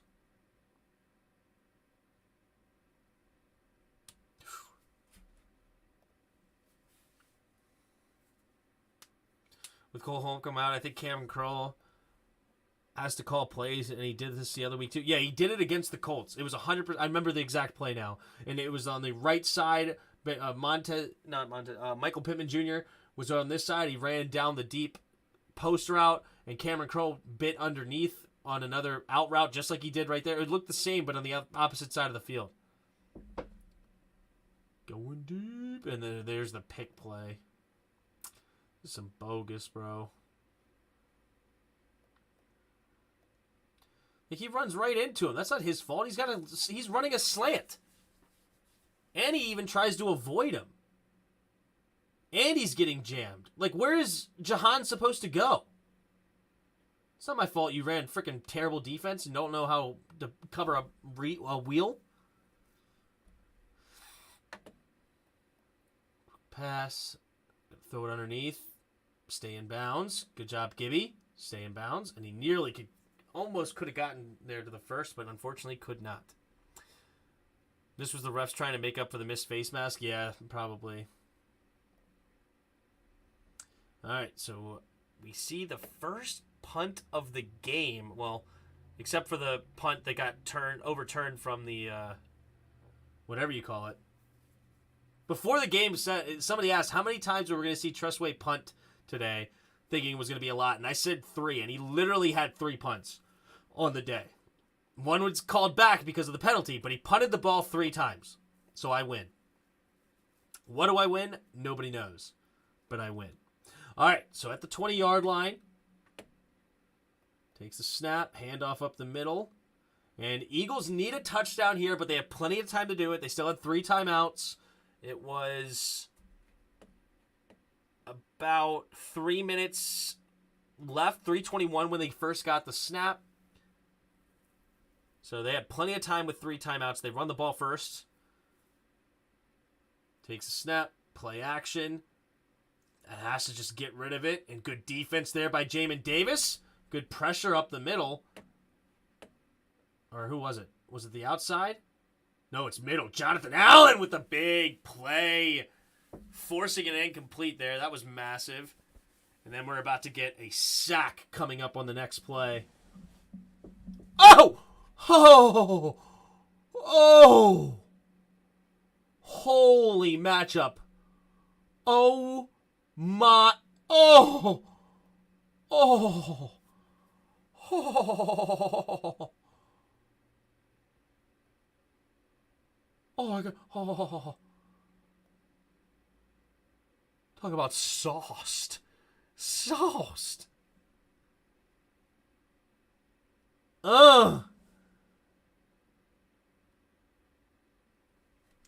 That's beautiful. No wonder Norwell was tired. He was playing for both teams. That does look like a Norwell block, doesn't it?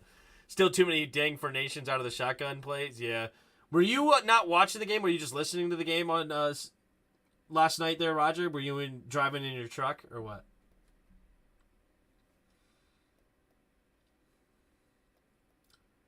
Steps up. Man, down goes.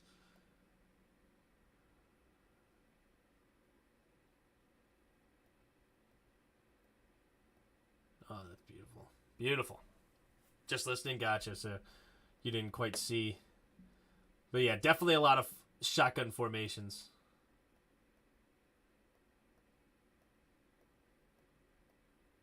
You got to take a mental note. Every single play I say under center or shotgun. Under center, shotgun. Every play, you got to take a mental notes. Start just counting how many times I say we're out of the shotgun. I mean, at least run pistol. Right? All right. Almost blocked. Could you imagine we just iced the game out there, right there? Oh, that would have been huge. So a legal man downfield. This was actually interesting to me that a legal man could be downfield for a punt. I never thought of it. I mean, that's very weird. Jalen finally got sacked. That was the first sack of the game. So they had a repunt on the second effort.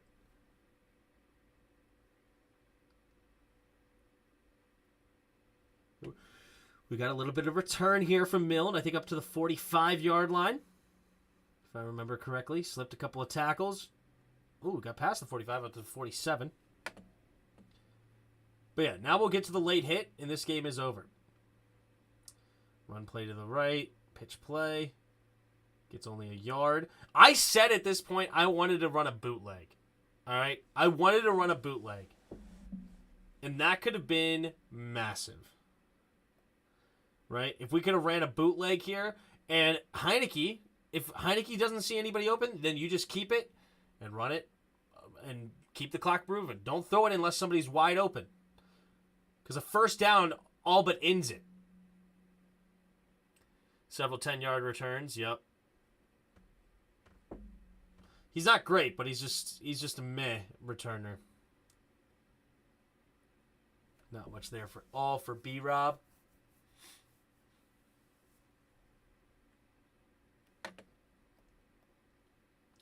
Man in motion. Handoff up the middle again. And he's going to get to the 50-yard line. I think we only had one run over 10 yards. Am I correct? And that was the one that B-Rob had to carry a dude. It was 11 yards. So that was the only run we had in double digits. Out of 49 runs, none of them went for double digits. I shouldn't say none. One of them went for double digits. And he had to carry 4 dudes to get there. That's insane. That we didn't have hardly any double-digit runs on this team. Like, that's just horrible O-line play. Because people are talking about how bad the Eagles' run defense was. To give up or to have a team run 49 times and only give up one double-digit run? That's insane. That's actually tremendous run defense. Or horrible O-line play. But here we go. 3 receivers to the left. And here's the big play right here. You pump it. Now he rolls. All right, now look at this. Look at this. He gives up right here. The dude, so he's already given it up. Right? He's giving it up right here. You have a guy that just turned the corner. He literally just took that step to turn towards Heineke. If we go back and look at it, he's going upfield and then he takes a step to turn towards Heineke. Right here. And he's going up and then he turns towards him and comes to hit him. That's why this is an easy call. Look at this. It's this guy right here. He goes up and then he turns and goes and just smacks the crap out of him. It's such an obvious call. Hey, another subscriber. Appreciate you for becoming a subscriber. But this is one of the easiest calls. He gives himself up right here. He turns and he takes 1, 2, and then plows into him. Take a look at it from this angle.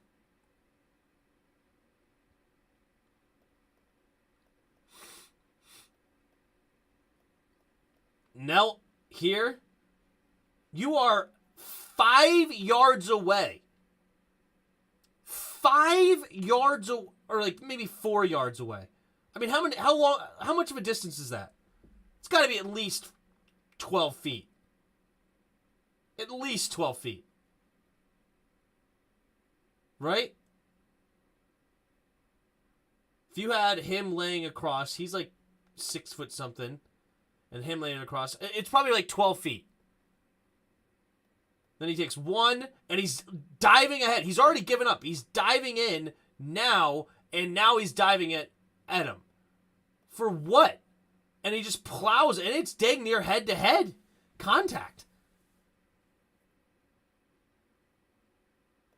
Turns upfield. He's already given himself up. Turns right now towards the left, and bang!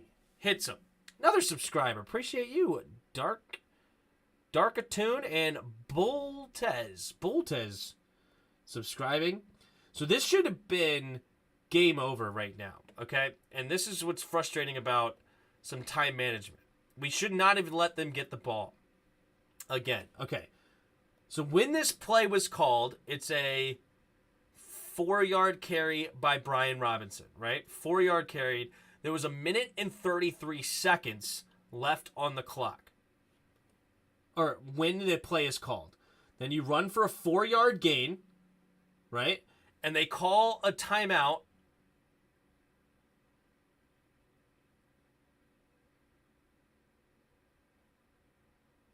Wait a minute. That doesn't make any sense. How does the play start at 1 minute and 33 and then also they call timeout at 1 minute and 33? That makes no sense, right?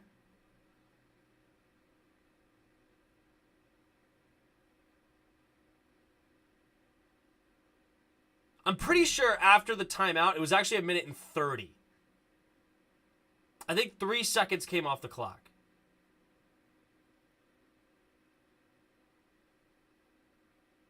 I think. I'm pretty sure.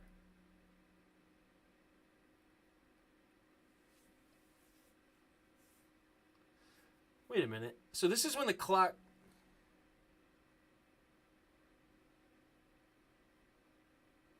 Sorry, this is just weird, okay?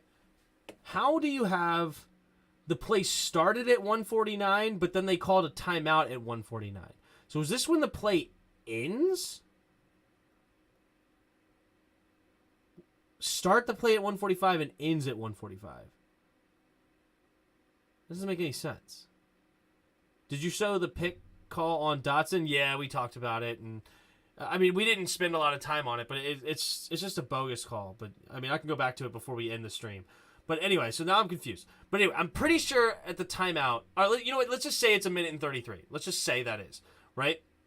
We have 2 plays to run to kill the clock as much as possible, right? So if you kneel it with like the slow kneel and take 2, like at least 2, if not 3 seconds off. Let's say it's 3 seconds. That puts you at 1 minute and 30 seconds as the next play clock starts, correct? Then you take 40 seconds off the clock. That would put you at 50 seconds. But for some reason, we took the snap at 52 seconds, knelt it quick as all get out, right? And then that only allowed the clock to go down to 11 seconds. What we should have done is as soon as we knelt it with 1 minute and 30, let the clock go all the way down to 50, right? All the way down to 50. So now we have one more play and a punt. So you go down all the way to 50. Then you slow kneel it again, take about 2-3 seconds. Let's say 3 seconds off. Now it's at 47 seconds. Now 40 more seconds goes off. Now it's 7 seconds and let the penalty hit. You don't need to call timeout. Let the penalty go all the way down because you're not trying to get the first. You're getting ready to punt. So now it's at 7 seconds. Now you you can even do a max protect slower punt or whatever you want to do. But then you kick it and just kick it as high as you possibly can. Or even better, kick a squib and let it roll where they can't pick it up. And now the clock's going to continue to run. Even better. So there's no reason that they should have had another shot at this. Like, you know, it would have been a crazy play and highly unlikely, but they shouldn't even have had a shot. A squib punt. Yeah, basically you just let that thing, kick that thing like a line drive and let that thing freaking roll as far as it can.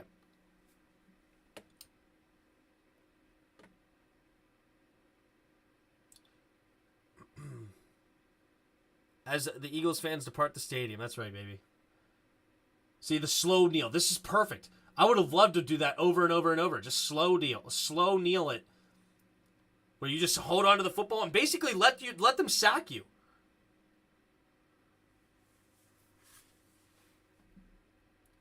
A 15-yard punt would have done it? Yeah, probably. Trustway don't do squib punts. He only knows 60-yard bombs. But you see how quick that was? Why did he do a quick one there? Watch this. And he does it with like 2 seconds on the play clock. Snap, and then just immediately goes out. Why? Just back up, let your protectors happen, protect the crap out of the football, and if somebody comes near you, then just lay down. Because Norwell is going to collapse, probably. But yeah, now he kicks it super high, and it allows it to get fair caught. If he just kicked that thing like 15, 20 yards, just squib it right over these guys. And make it forced to be bounced where it can't be fair caught. This game could have been over without giving them 5 seconds. Max protect, and they tell Way to run the end zone, and everybody hold on at the line until the clock ends and the safety and the game is over, and we win by 3. Yeah, that's another option too. But now we do this crazy play, and then we end up getting a touchdown. So we end up winning by 11 because we didn't do what I said, which is kind of fun. Hill gets his first touchdown of his career. In that sense, that's a lot of fun. But there you go.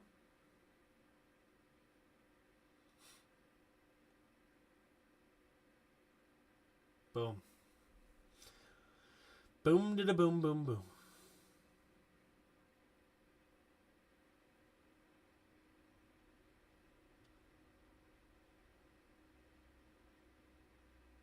All right. We're not watching the whole game again. But that is the film breakdown. Hopefully you guys enjoyed it. And you guys are awesome, man. Let's take a look. Where's the chat? Where's the chat? Where's the chat?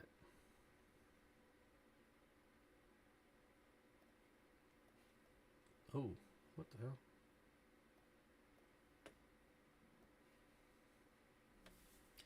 Tim, real quick, pull up the Aikman-Lavar hit.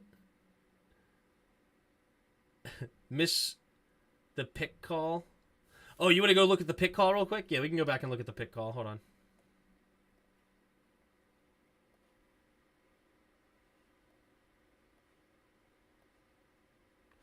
All right.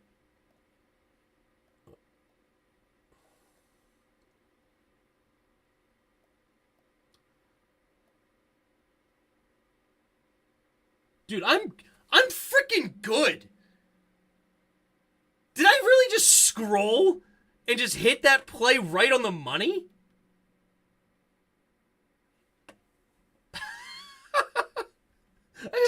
Yeah, 102.05 sounds about right. Yeah, that's right. But here's the pick play. He runs into him, unfortunately, because he's running a slant. But number 34 just runs right into him, or 33 rather. And this should not have been called. This is just a bad call. Like, he's looking right at this dude. They're running the slant, and 33 runs right into him, and they call the flag. It's just terrible. Tim with the hacks. Yeah, makeup call on that one. That's just rough to watch. Because, I mean, it's an easy slant. And the other big part about that rule is you can see here, okay, he's starting at the 32-yard line. If you get past a yard, you can't get called for the pick play anymore. Right? So it's watch where he runs into him. He runs into him at the 34-yard line. They start at the oh, sorry, hold on, wait 1 second. They actually start at the 33, so never mind. Maybe he does run into him at the wrong spot. Let's take a look. So he's up here. Yeah, you see they run into each other at the 35. They started at the 33-yard line. If you're a yard past the line of scrimmage, you can't get called for the pick play, is what the head ref said that they brought on when they were talking to him. So this was just a bad call all around because he's running a route. He has a legit what's the right of way, I guess, for lack of a better term, of running his route. He gets past a yard down. Oh my goodness, I can't speak. He gets past a yard downfield. And yeah, which ref called it? That's a good point. Let's see if we can see where the flag was thrown. Yeah, which ref did throw the flag? Where's the flag?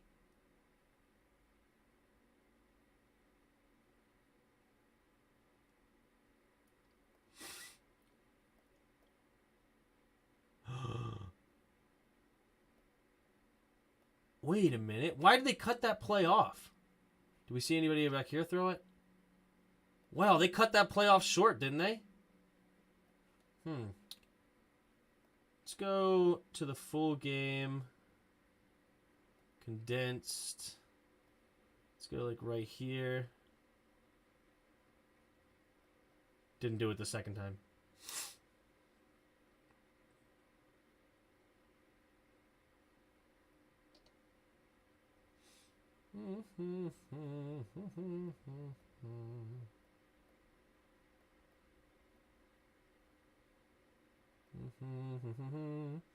Didn't do it another time. I'm not that good.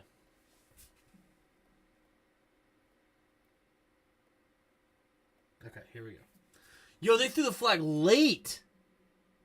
No, wait. Somebody threw the flag. Hold on. Let's see. Who threw this flag?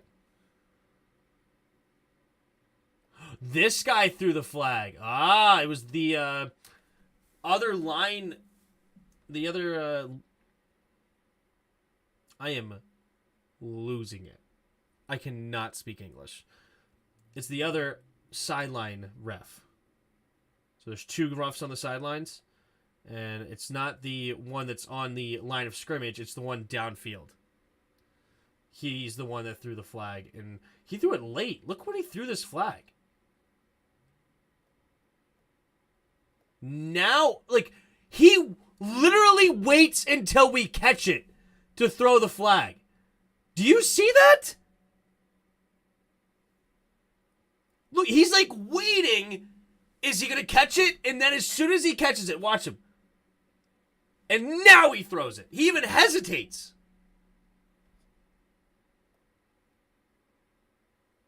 Do you see that? Like, he's like, are they going to catch it? Are they going to catch it? Are they going to catch it? And then he even hesitates. Oh, yep, I think he caught it. Gotta throw it. Am I the only one who sees that?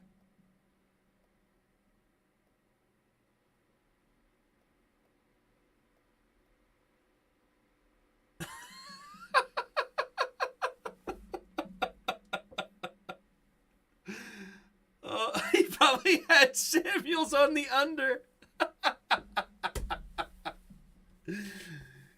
Oh, that's funny. When he said what the file was during the game, he said it with attitude. Yeah. No, we see it clearly with you. Yeah.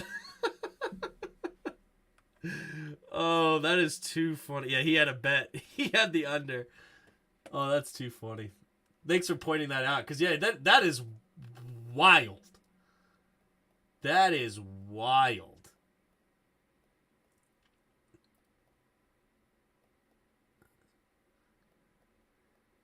He's not throwing it, not throwing it, not throwing it, not throwing it, not throwing it, and then hesitates and then throws it. Wow.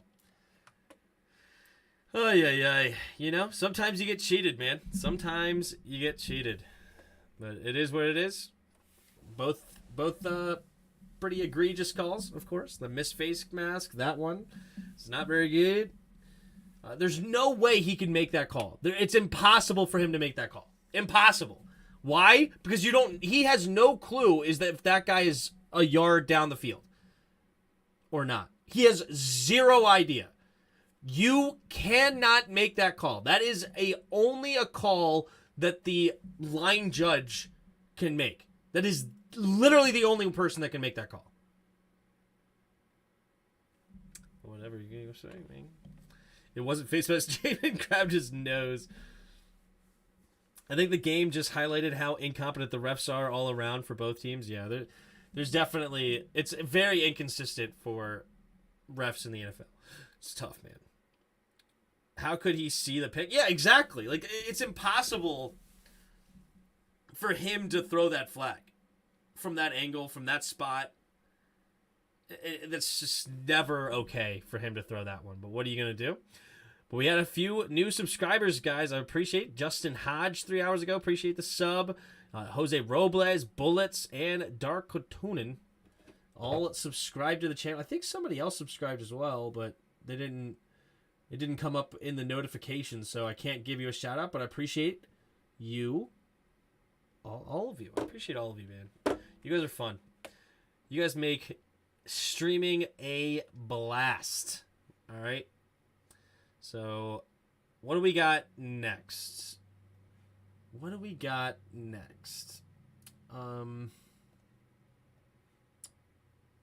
We have, of course, tomorrow night, we have Skins in the Game.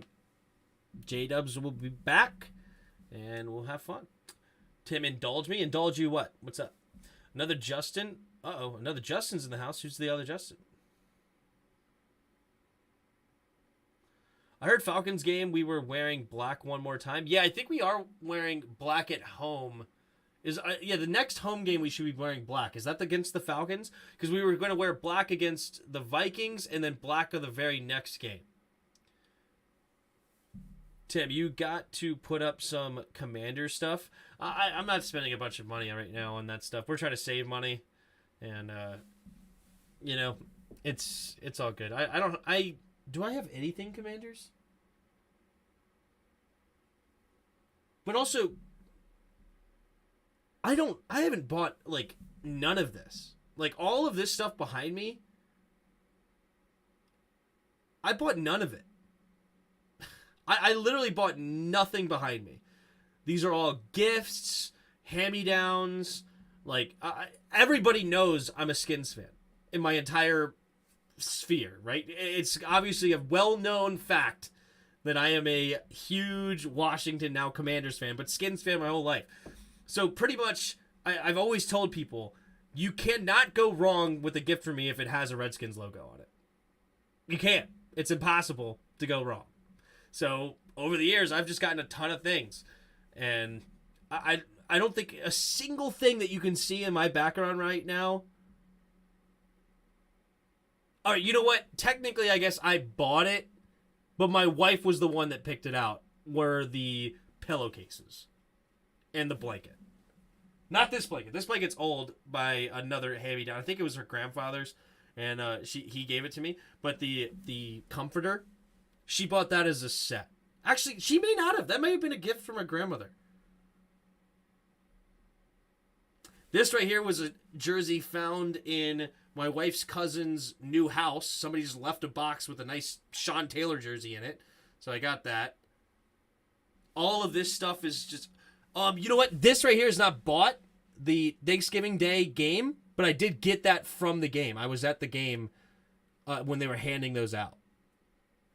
So, yeah. He wears Commander's underwear. I hate it when they put Aikman on our games, especially in division. Joe Buck and Aikman are terrible. It is what it is. What are you going to do? Yo, last night Troy was praising Scott more than he hated Philly.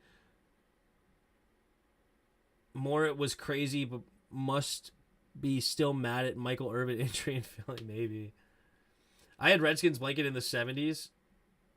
Yeah, this might be from the 70s, honestly. I don't know how old this thing is.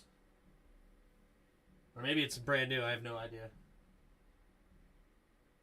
But I didn't buy it.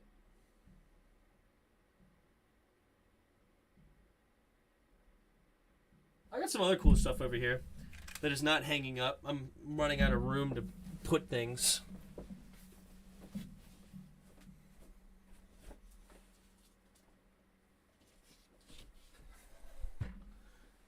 Got this thing here. The light's kind of ruining being able to see. But the 3 Super Bowl MVPs. Williams, good old Riggins, and Rippin. Thought this is pretty sweet. This is wood. I don't know about solid wood, but I mean, it's reasonably heavy.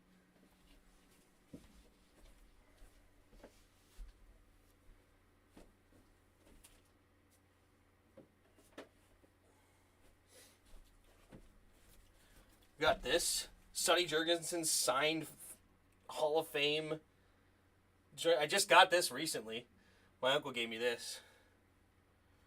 It's legit signed Sonny Jurgensen photo. It's pretty sweet.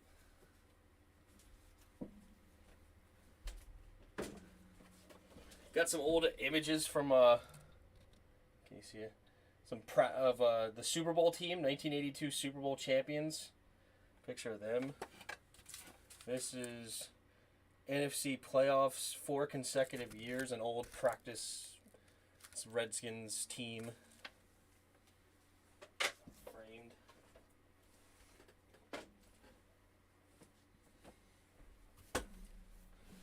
But yeah, I haven't bought any of this.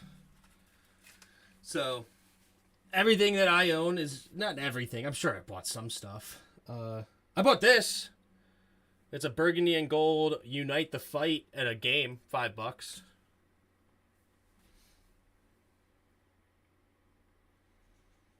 I bought this. A Chase Young football card. That's kind of cool. I don't know who gave me this hat. But yeah, I got a bunch of stuff, and most of it's all hand-me-downs. But anyway. Dirty old man. I got that John Reagan Super Bowl TD picture frame. Ooh, there you go. I hope Sam Howell turns out to be good. Me too, man. Where's the gum? I didn't have any gum.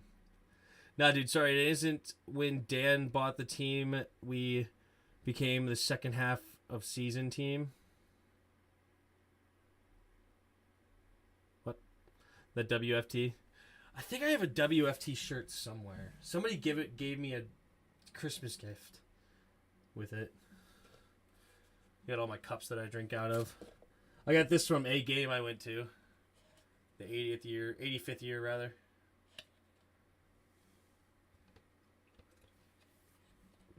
This one I did not get. Somebody else got this one. I think her dad did or grandfather did or somebody.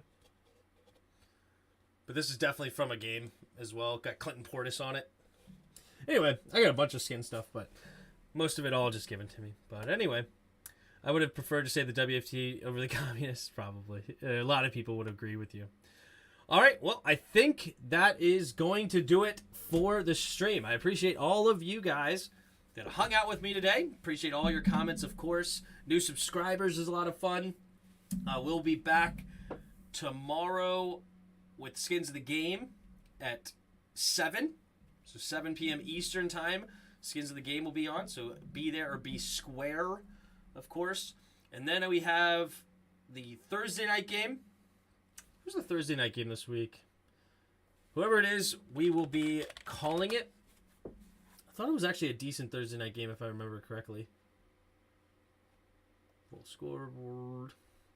Week 11. It is, drum roll please, Titans and Packers. So Packers just upset the Cowboys. We had a big showing from the rookie Christian Watson, so we'll see if that continues. Titans are 6-3, still a really solid football team, well coached by Mike Vrabel and company. We'll see Malik Willis. No, wait, I think they went back to Ryan Tannehill since he's back healthy, so maybe we won't see Malik Willis. But it should be an interesting game, I think. So there you go. But yeah, thank you for being here. Hit the like button, hit the subscribe button. Also in the description below, there's a Discord link. Hop on our Discord and come talk some football if you haven't already. Hang out in there and chat it on up. Or you can become a channel member. 99 cents a month allows you to get the little cool blue name as well as the Tim's Sports Talk logo next to your name, and you can use some emojis, and most importantly, you can help support the channel and help us grow over here at the Tim's Sports Talk. Having a lot of fun this year. It's been a good year so far. We're about halfway through, and we're going to continue it. And I will see you guys tomorrow, and until next time, Ruby makes an appearance.